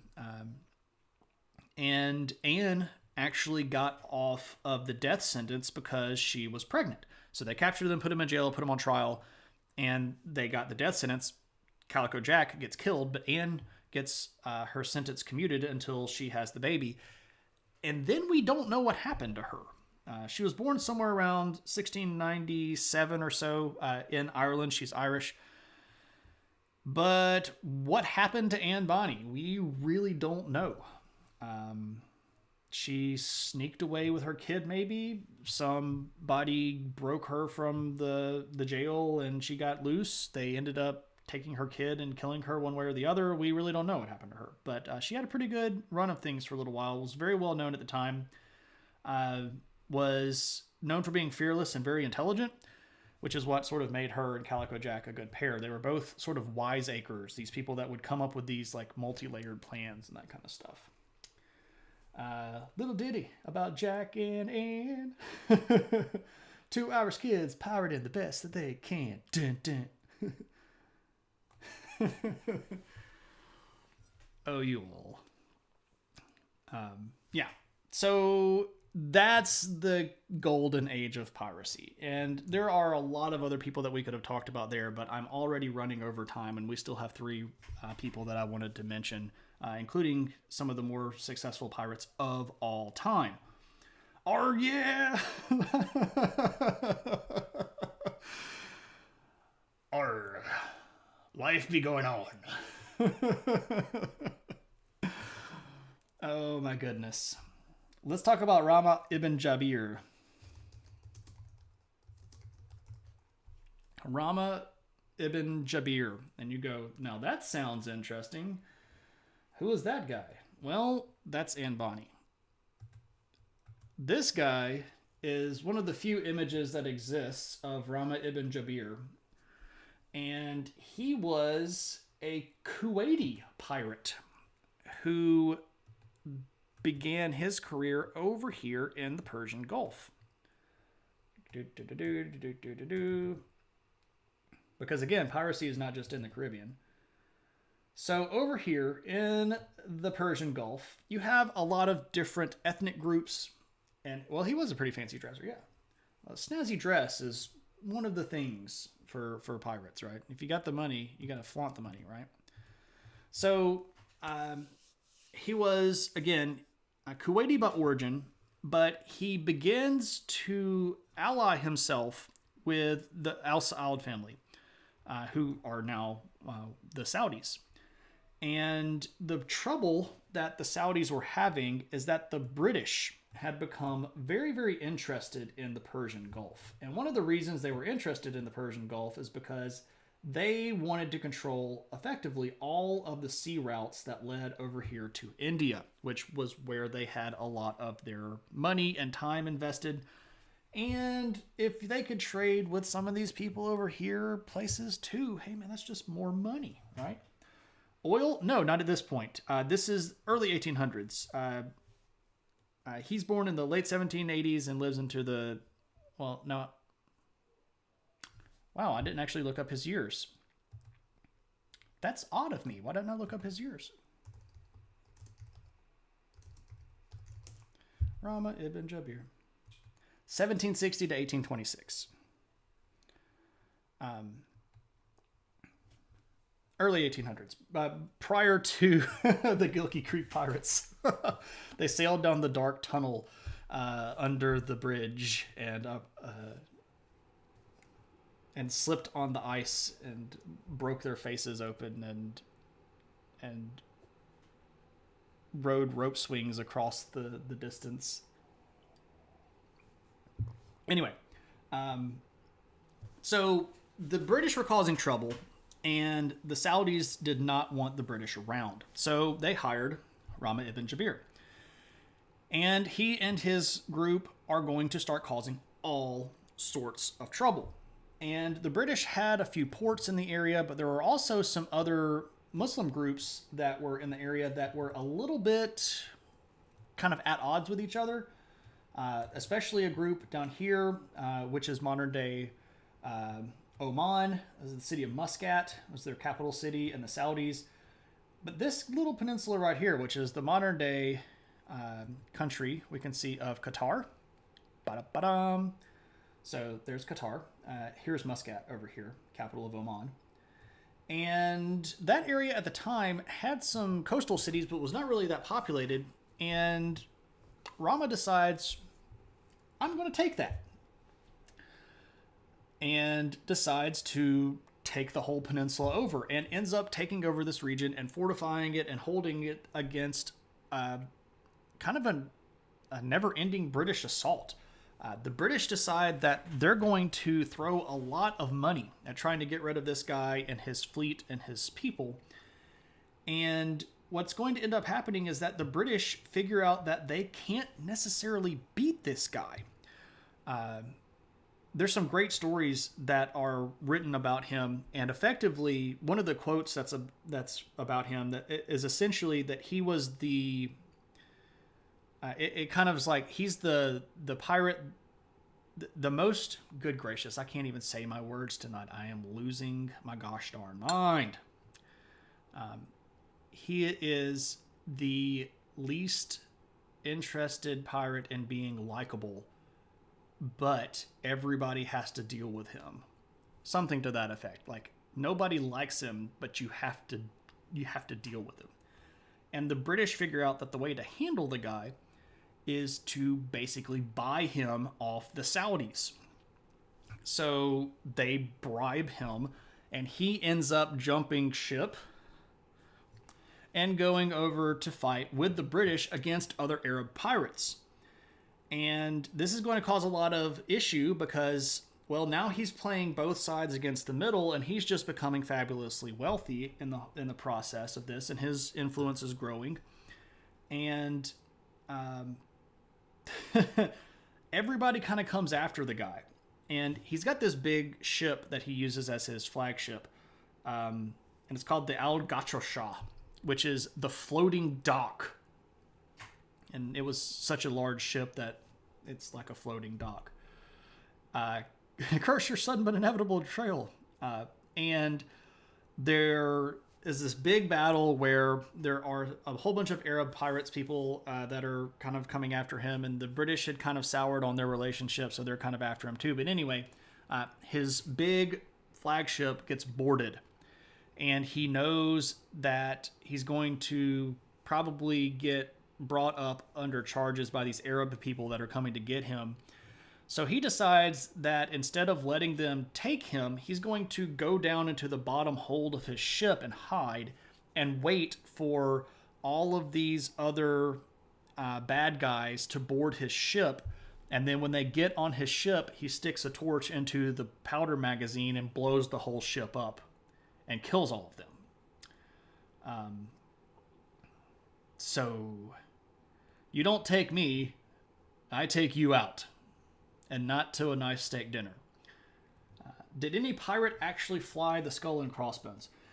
Yes, in variations. Most pirates had some different flag. The sort of stereotypical skull and crossbones thing is not a ubiquitous flag that every single pirate flew. Usually they had identifiable flags that separated them from each other, and some of them were not just black and white. Some of them were multicolored, some of them were solid red. Not all of them were just skulls and crossbones. Some of them were whole skeletons, and some of them had like apples and skeletons with pirate hats on and stuff like that. So gas can technique dialed up to 11 indeed. The Kobayashi Maru, right. I can't beat the test, so I'm going to make the test beat itself, right? So that's Rama ibn Jabir. Did pirates ever work with other pirates? Absolutely.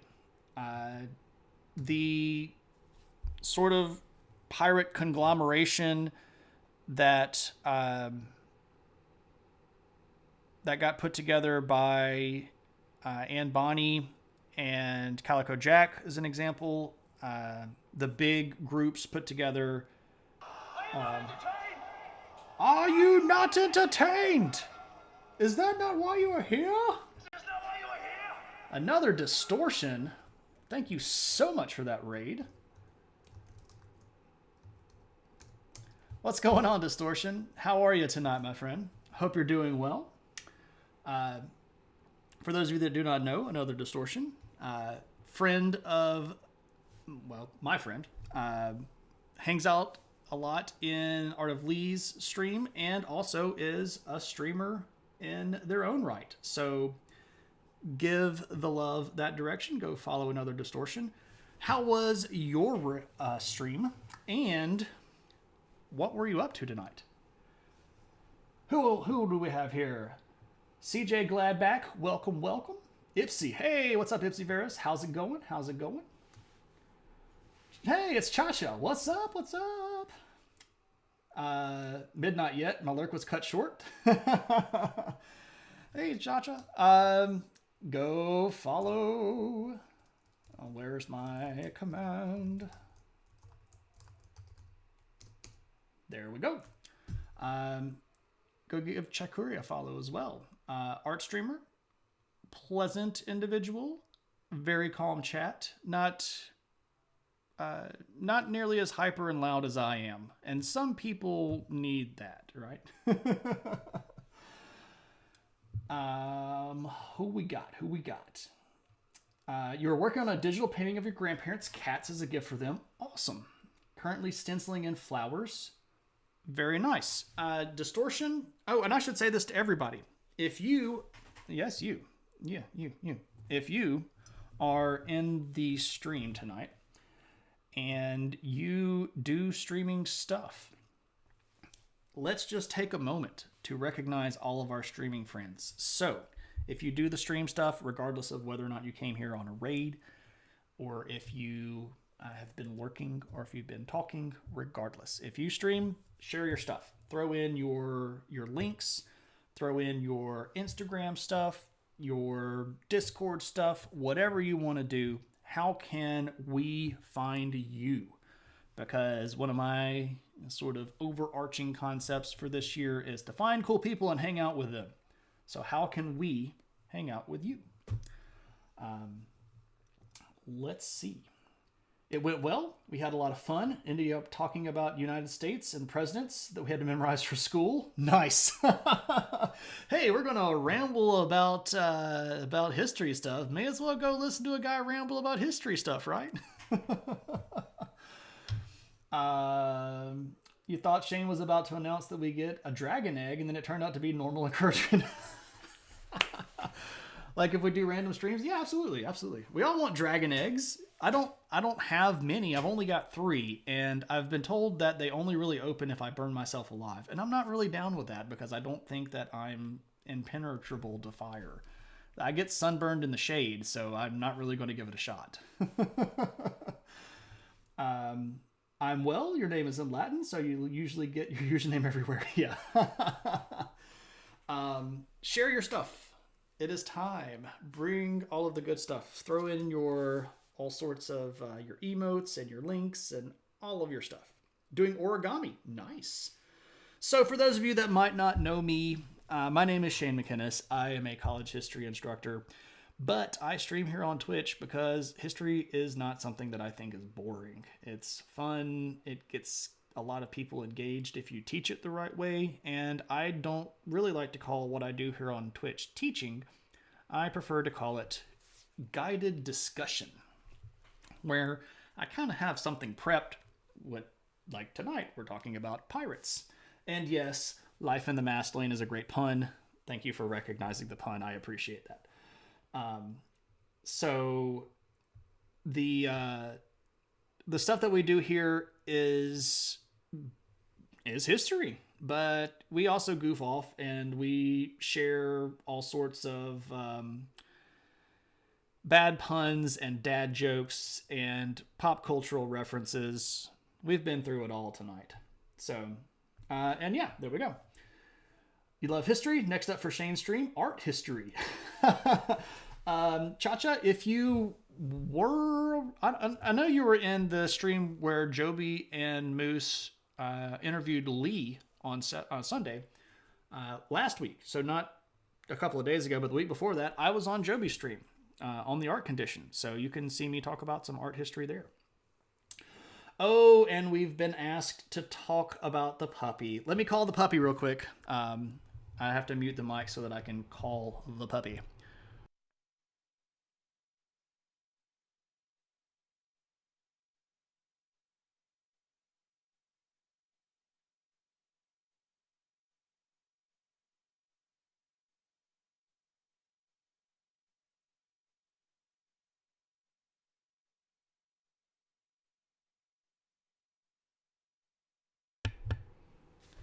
I think the puppy is coming. And I think she has a toy with her because I feel like I've just woken her up. So, oh yes. Oh, come here. Come here. Come and see me. Oh, that's too far. Come here. Come here. Come here. Come here. Come on. Oh yes, there's the puppy. Oh yeah, here's a puppy. Hello, Kaylee. Can you say hello to the audience? Look right here. Oh, there's a puppy. Can I have some sugars? Oh, thank you for the sugars. Oh, yes, so good. Such good sugars. Hello. Were you sleeping? Were you up on the couch in my spot taking a nap? Oh, yes. So this is Kaylee. Oh, yes, it's very, very cold here, so we have on the puppy sweater. Oh, yes, such a good girl. You want your chicken back? There's your chicken. Okay, so now that I've taken the chicken from her, she's probably going to leave. Because she does not like it when you take the chicken.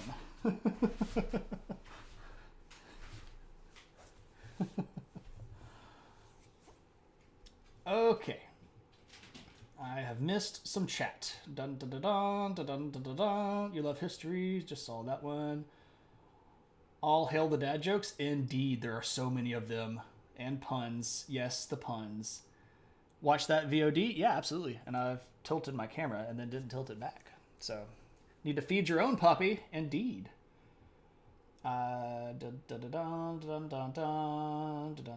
Pirate origin recall. Nice. Other people's pets are getting you through the pandemic. Your puppy is also looking at me like I've wronged him, so he may be ready for second dinner. Ah, second dinner. We've had one dinner, but what about the second dinner? Gotta bounce. Time to put the kids to bed. Thanks, KP, for hanging around. Have a good night. Chicken. Oh, yes, the chicken. And she is a baby. Yep. And the sweater, indeed.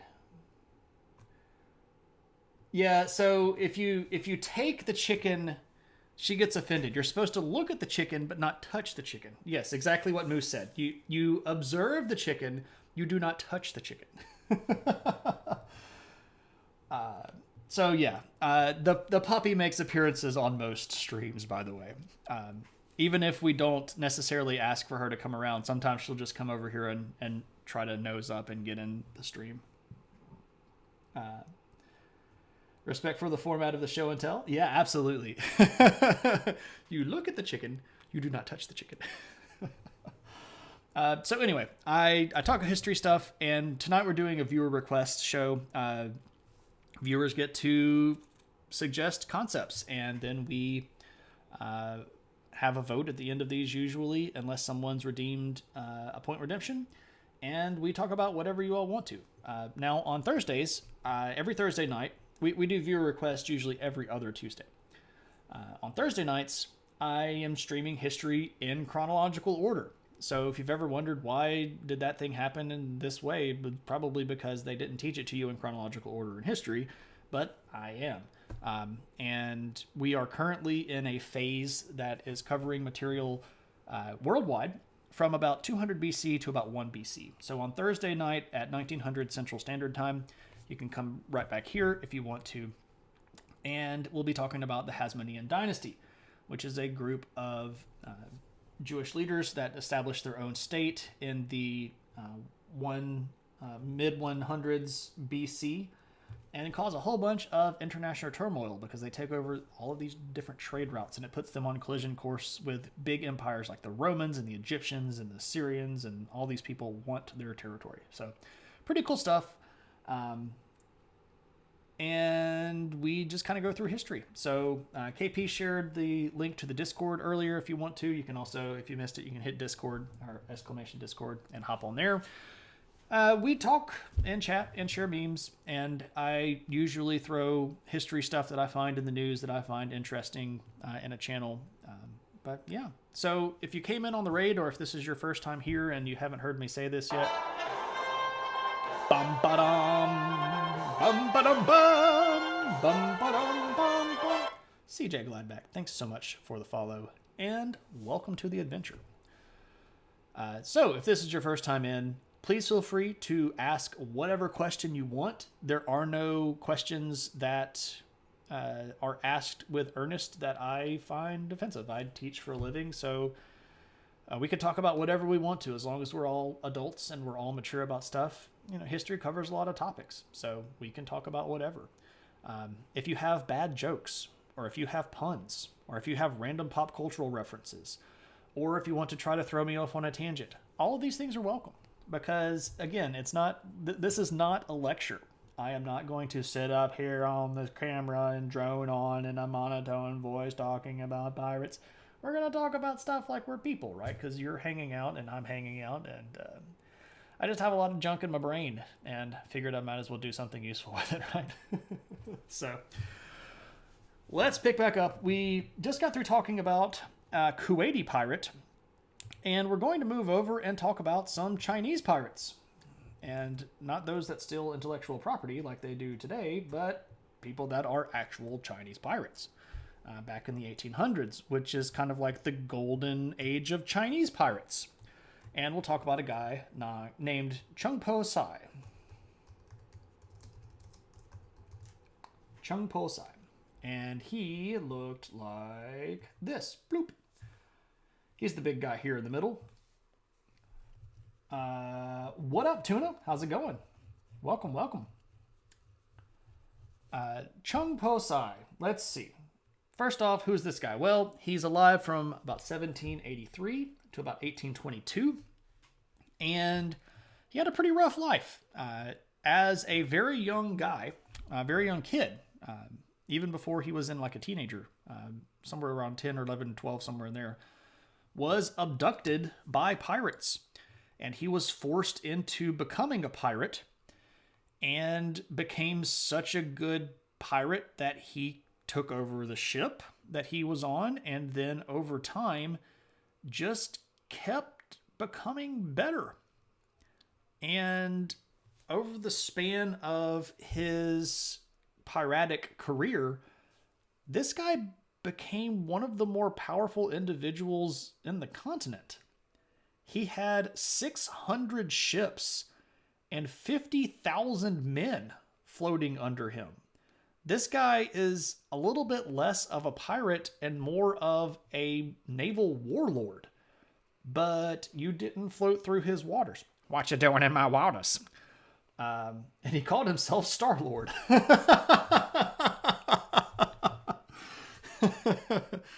Doot, doot. I've got that whole soundtrack stuck in my head now. Easy as 1, 2, 3. Yeah. Counting all of my money and stealing all of your stuff. So, Chung Po Sai is one of the most powerful pirates that has ever lived. This guy, when he got into battles and arguments with powers, he's getting into fight with countries. He's fighting the Chinese country, like the Chinese imperial power.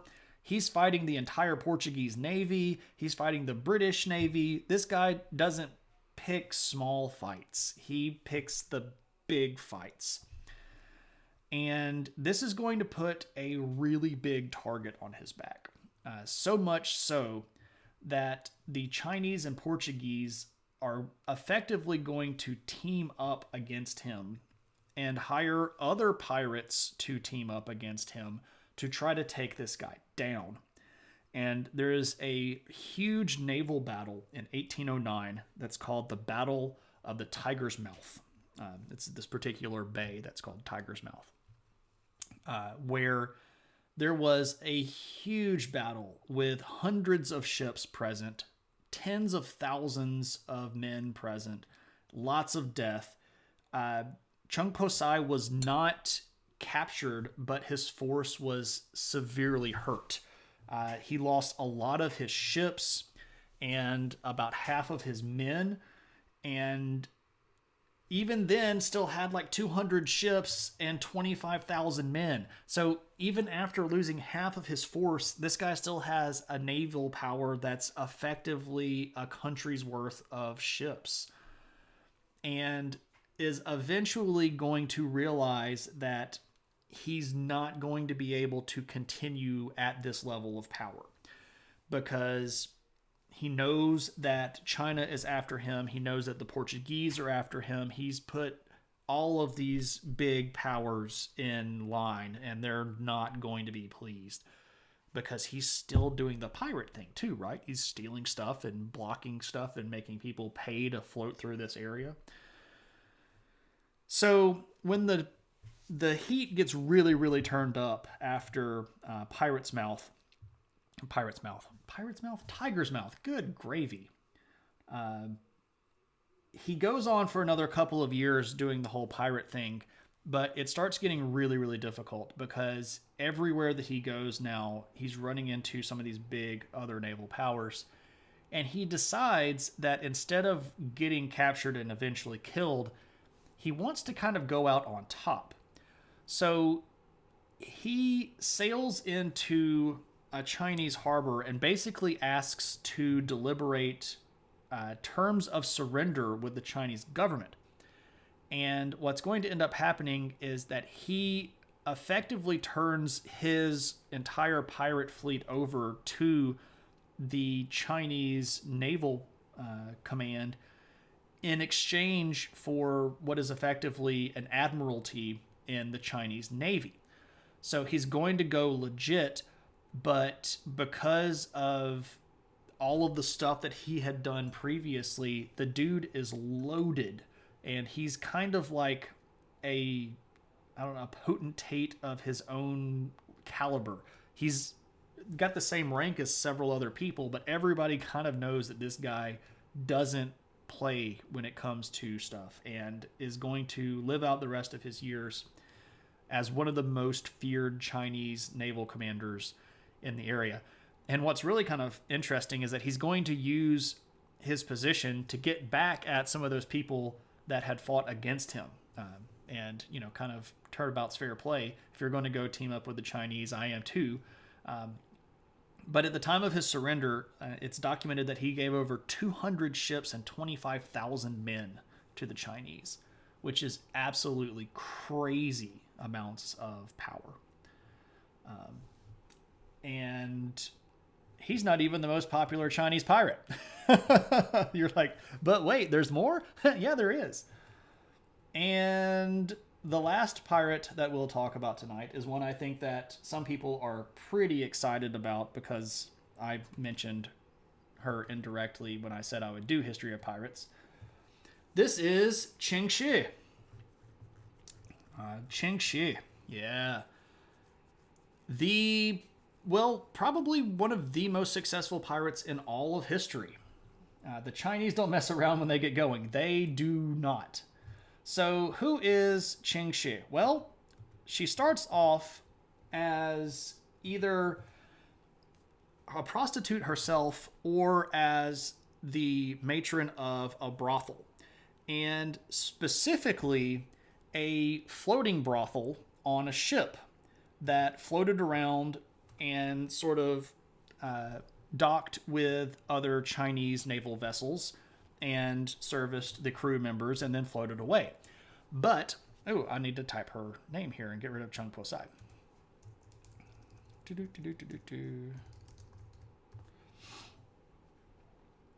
Allow. A great way to save on both travel and rent. I just came in and heard a prostitution itself. Hey, Edgy, what's up? Way to come in on the high point, right? So she was either a prostitute herself or was a matron of this kind of floating brothel. But here's the thing. She was using this brothel as effectively an information gathering service. She would get her young ladies to chat up the Navy and then use that information to help pirates. Just woke up. How's everyone? Hey, we're doing well. Edgy, how are you? It's good to see you. And we have friends in the room. Yeah, so was an information broker of some level of import and is going to spin this into marrying a very powerful pirate named Zheng Yi. Zheng Yi was a pretty important guy, had done some stuff in cahoots with Chung Po Sai before, but had a kind of a big fleet of his own. They used prostitution in order to get information. Yeah, so they had a floating brothel, and they would float it up next to one of these Chinese ships, and the women would go aboard or the men would come aboard, and as the pillow talk is going on, they would be like, oh, well, where are you going? And the sailors would be like, oh, we've been stationed over here. We're patrolling this, region to, try to catch this guy. And then she would sell that information or use that information to do pirate stuff. Loose lips sink ships. There you go. So when she marries Zheng Yi, this is going to combine her sort of information brokering firm, if you will, with this big fleet of pirate ships.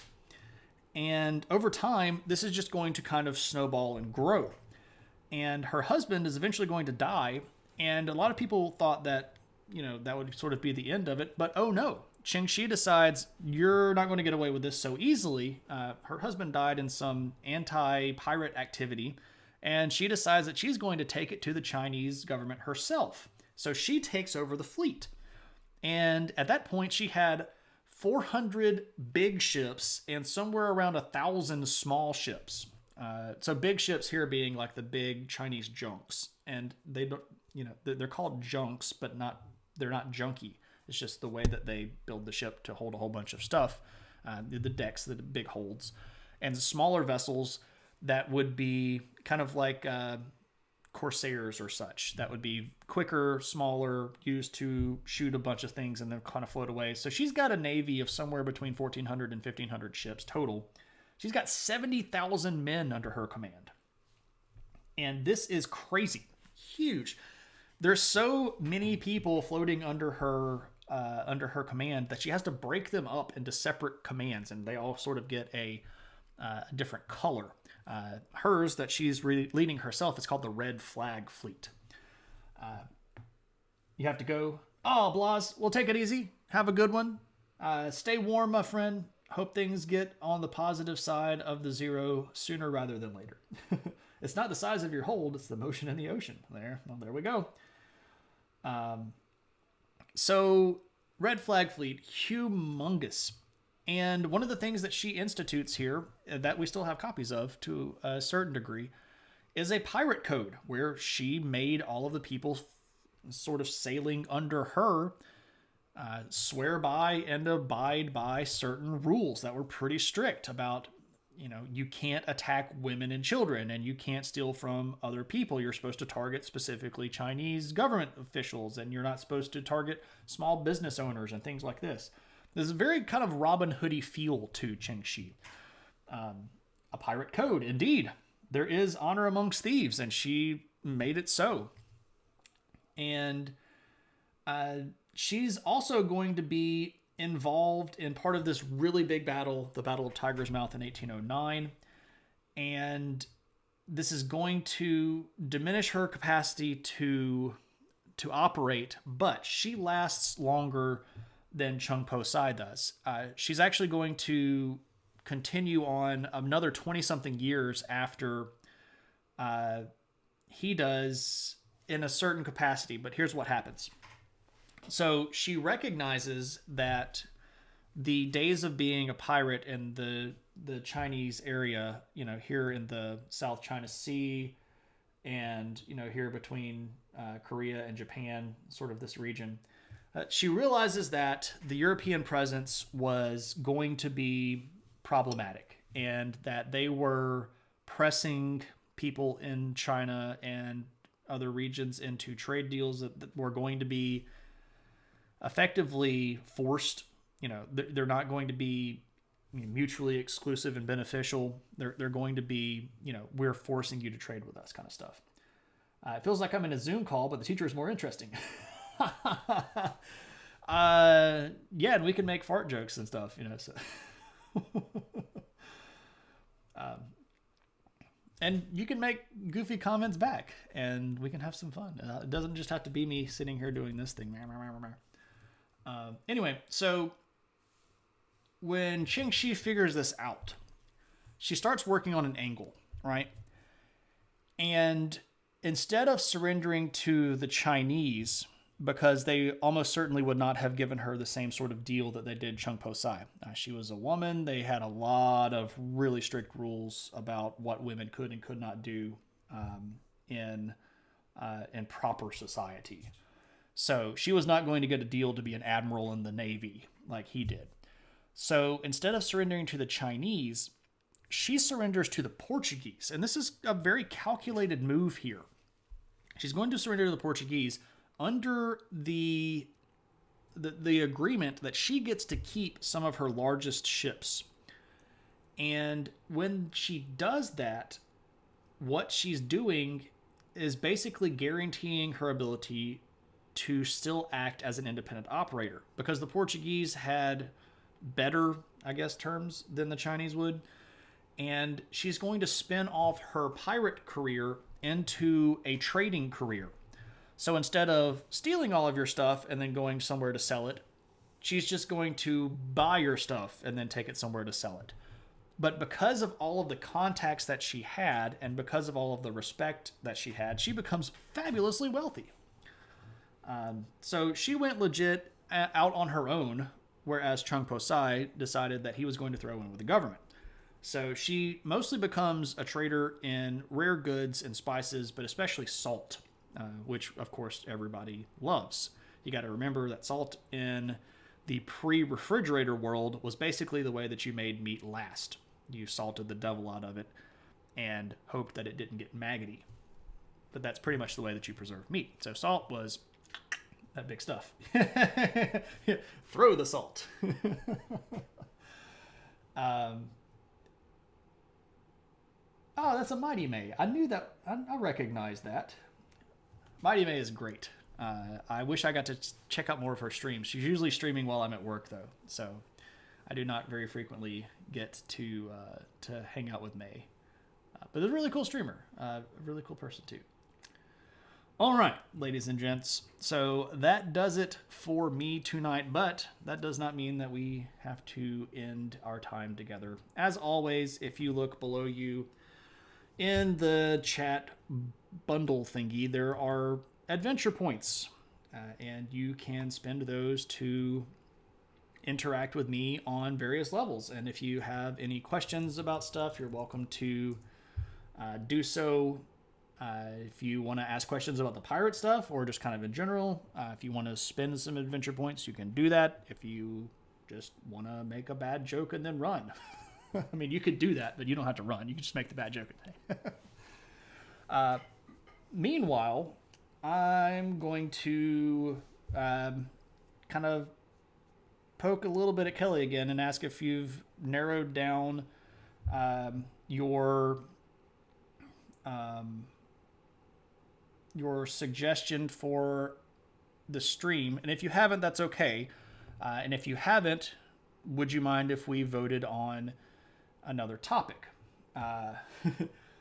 Summon the adventure hat. Okay, so the adventure hat has been summoned. When someone summons the adventure hat, I put on the adventure hat. Usually we throw some adventure hat emotes in the chat here. Ba-ba-da-bum. And then I tell a story.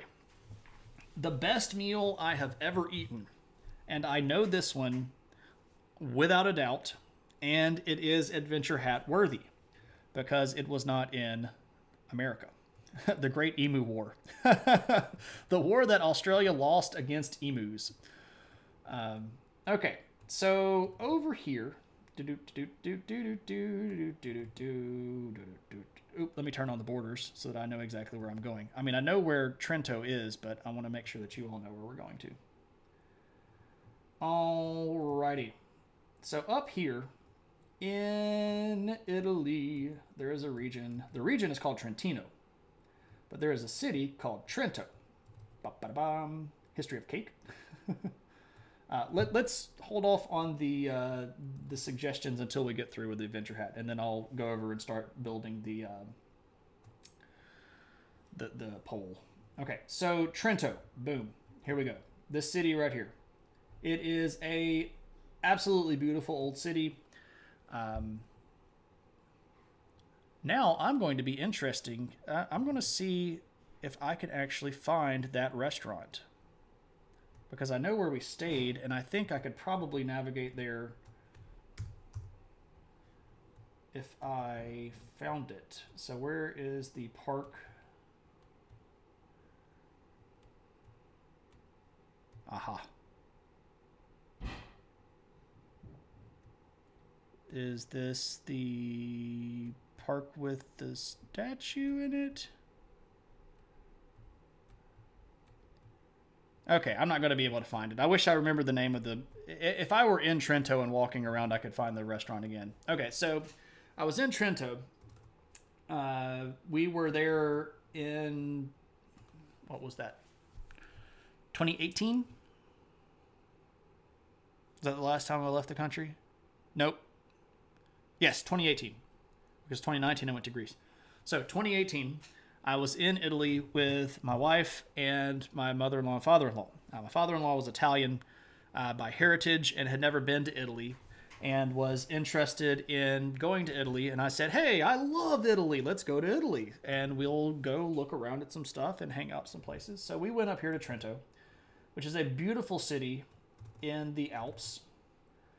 Technically the Dolomites, which is the Italian side of the Alps. Right here up in northern Italy. And the cool thing about Trento is that it is an Italian city, but it has a history connection back to both Austrians and Germans. So in the city, instead of seeing English and Italian, you usually, on signs, you usually see English and German and Italian. And in some places in the city, you only see German and English. The Italian's completely gone. And the people there speak both languages. So the food in this area is not what you would consider stereotypical Italian. You know, it's not just super pasta with red sauce and, you know, that kind of thing. So it's a little bit more heavy. It's a little bit more German. And we were staying in this hotel, and one of my favorite things to ask, yeah, Dolomite. Not that Dolomite from the 70s, but Dolomites, the mountains.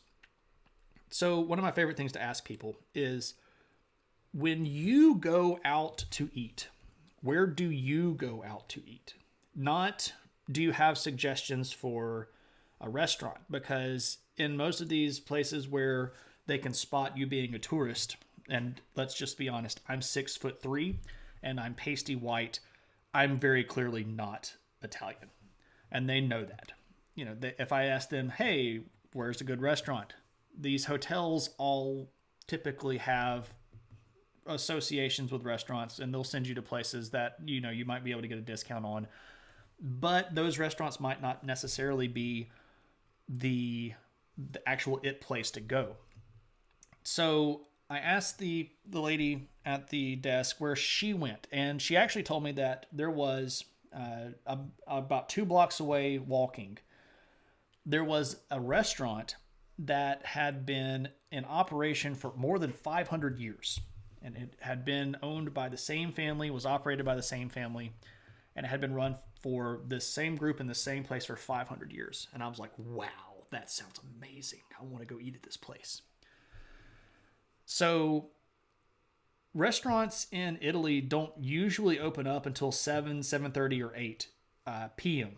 So this is 1900, 1930, or 2000 hours in the afternoon. And we got there right at 1900 hours, and there was a line down the block. And the restaurant itself was very, very small. You got to go. You got to visit everybody next time. All right, Edgy. Good to see you. Hope you're doing well. Have a good one. So we couldn't go to the 500-year-old restaurant. It's very small. We knew that it would take a long time. I was already very, very hungry because, again, it's 1900 hours. And the Italians also don't really do very heavy lunches. They're usually kind of like snackers during the day. And I was hungry. We had walked around a lot. So across the road from this 500-year restaurant, we saw a little sign for another restaurant. We were like, we're right here. Why not? And the restaurant itself was down a flight of stairs and in what used to be a wine cellar. You walk into this room, and the roof itself is this big, domed, not domed, but like long half cylinder where, it's a wine cellar, where they would keep the big casks of wine, not like your little bottles of wine. And they had converted it into this restaurant. And we sat down. I started talking with my wife, who knows much better Italian than I do. I started talking with the waiters and the waitresses and sort of asked what was good, stuff like that. And we started eating, and man, oh my gosh. So one of the things that has become very, very popular in the United States are the charcuterie trays. Your tray of meat and cheese. But in this region, they had some pretty special types of meats and cheeses that drew on both these Italian and German roots. Some hard salamis and some really, really firm kind of stout cheese. Oh my gosh. It was amazing stuff. And for dinner, I ordered red deer. There's a lot of deer in northern Italy, which a lot of people don't know, but you can drive around in northern Italy and they have deer crossing signs all over the roads. Red deer is a little bit bulkier, but also a little bit smaller. So they're kind of squatter and furrier looking than the deer that we might have here in the United States. If anybody's familiar with what a white-tailed deer or a mule deer look like, you can Google this stuff if you're interested. So I had red deer, and it came out with this kind of brown sauce that was spiced a lot like German dishes that I've had. And it came with a side of these polenta balls, which had cheese inside of them. So you cut the polenta ball, and this cheese just kind of oozes out of it. And had croutons that were made from homemade bread to kind of soak up all of the cheese and or sauce stuff, and had some braised asparagus that, oh my gosh, this was the best meal I've ever had in my life. It was so stinking good. Oh man. And it's not even close. Like the next best meal that I've had was really good. But man. So in Trento with my family, hanging out in an old wine cellar, eating venison, it was the best meal that I've ever had. Yeah, man. I talk about food. Somebody asked me my favorite meal ever, and I had to put on the adventure hat and then ramble. So I hope that was worth the adventure hat summoning. I would love to go back to Trento, and I would absolutely be going back to that restaurant. And if we stayed in Trento, I would probably be going there multiple times to keep finding other stuff on that menu that I want to eat. All right. Let me go over here to the channel stuff. I'm going to go to the creator dashboard. Yep. It was going to be a little bit of a long stream anyway because of just the way that I had set stuff up. And then we had nice raids and lots of chat. I don't mind going long. Usually I'm done by around about 2100 or so. But hey, if we're having a good time, and no sense in running away, right? Okie dokie. So we're going to pick a new topic. And so here's what I want. And before I start asking for these specifically, I want you to be a little bit, I don't know, you just say what you want. So here's what we're going to do. I'm going to ask you for what you would like to talk about next. And I'm going to take basically the first 4 things that come into the chat. And I'm not looking at the chat right now, but honest questions and topics that you would like to cover in history. It doesn't matter who it is. You don't have to be a follower or a subscriber. If you want to know about something in history, I'm going to look at the chat here in a second, and I'm going to pick the first 4 things that pop up, and then I might refine them a little bit, and we'll talk about that. And then everybody gets a chance to vote. So now I'm going to look over here at chat and see what's going on. There's historical stuff in northern Italy. I thought all the cool stuff was in the south. Oh, yeah, man, absolutely. Northern Italy is amazingly cool for history. Take us through one of my trips.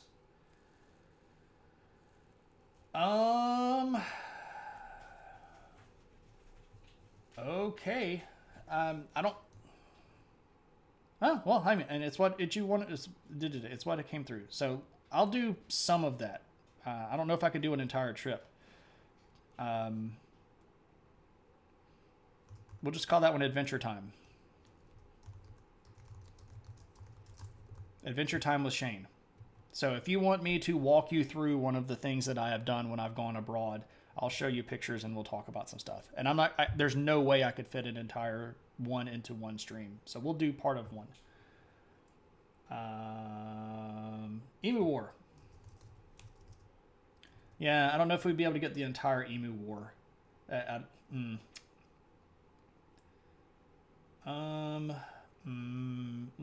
Let's do history of colonial Australia.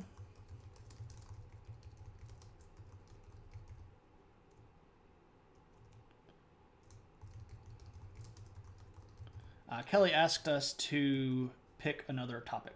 History of pie? Okay.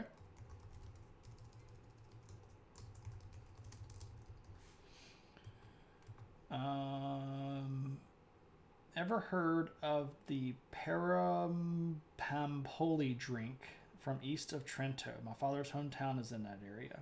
I have not heard of that drink. And history of Israel after World War I.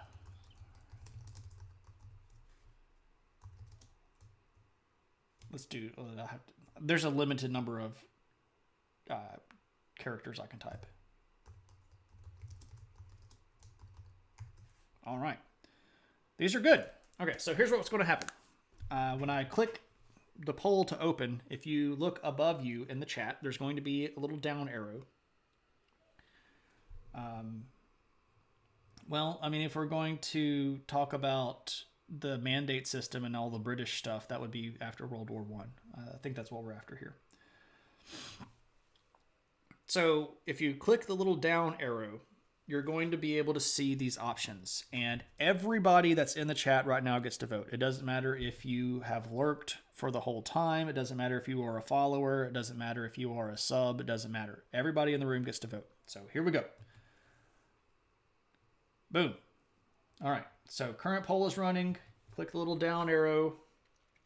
In your chat, at the top of the chat, it'll say, what shall we cover next? Click the little down arrow.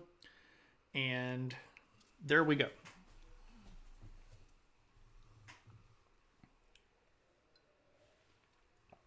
Everybody gets to vote. Everybody, everybody, everybody.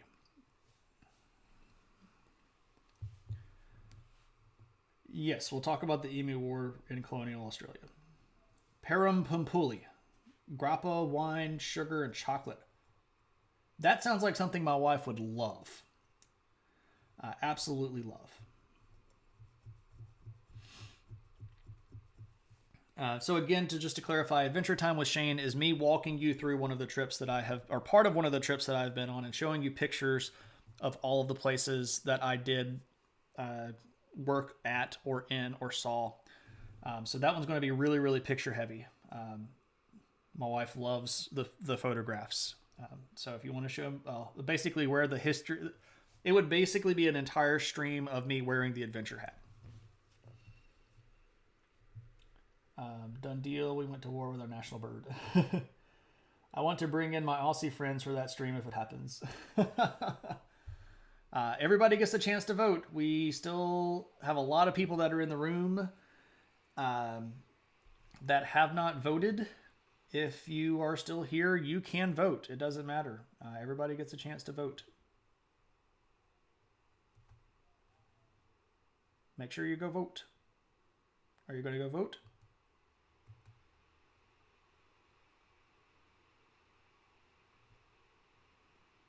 Anybody, anybody, anybody?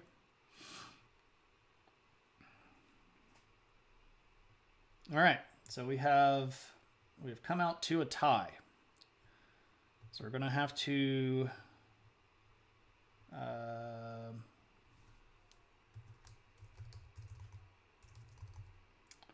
do a runoff.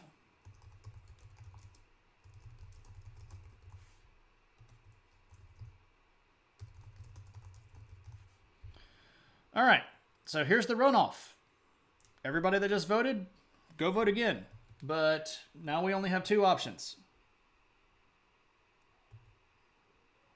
So make sure that you go and vote again. If you voted last time, go vote again.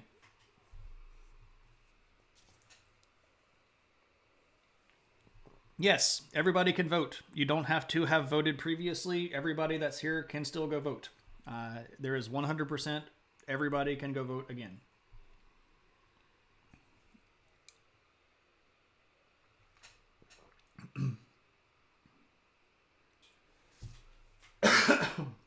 I'm trying to finish my beverage here. It's Kaylee.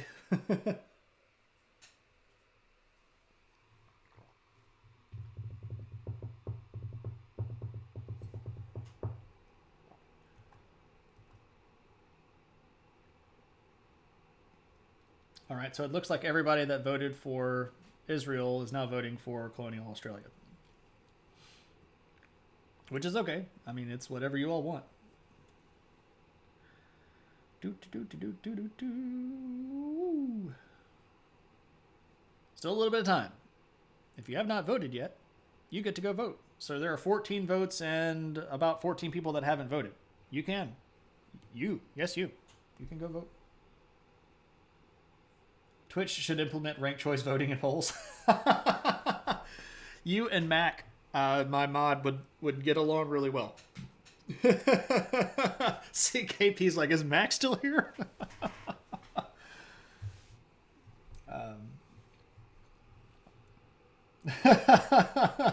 There's Mac. Yup.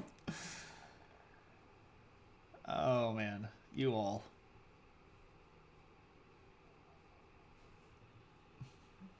Okay. Okay, so we'll do Colonial Australia. But for those of you that voted for Adventure Time with Shane, do not get upset. What happens is that in most cases, we will bring the runner-up forward to the next goal. It's been a little while since our last one, so I forgot to do that this time. I don't even remember what it was, the second one. But anyway, so next time, and by the way, it's not going to be just Emu Wars. There's not enough material there for me to fill up an entire discussion unless I get really, really, really, really, really, really granular with it. We will talk about them, but it's not going to be just Emu Wars. Emu. So emu is not the right way to say it then. Emphasis on the emus. Mewtwo? Alas. It had to go Pokemon somewhere, right? All right, let's go find somebody to raid. Who is around? Who are we going to go raid? EmuTube? I know who we're going to go raid. We're going to go raid Studio Dogby. We have not raided Dogby in quite some time. Liberty Mutual. Okay, so we're going to go do a raid. We're going to go raid Studio Dogby, who is a really cool artist, cool guy to hang around with, comes in the stream sometimes. Many of you probably know him. We're going to go give him some love and some attention. If you would like to come with us on the raid, our raid call is Adventure, and as many of the adventure hats as you could care to throw into the stream. So I'm going to click the button right here. Thank you all so very, very much for all of our new follows, for all of the people that have hung out. Let's see, what do we have today? Fidelia's subbing. Vern gave out a sub. We have Martist coming in with a follow. Distortion with a raid. We have Distortion with a host. We have CJ Gladback for the follow. Thank you all for hanging around. This was a great stream. Had a really good time. I will see you all again on Thursday, 1900 CST. Hope you all have a good one. Stay warm, stay safe, and I'll see you next time.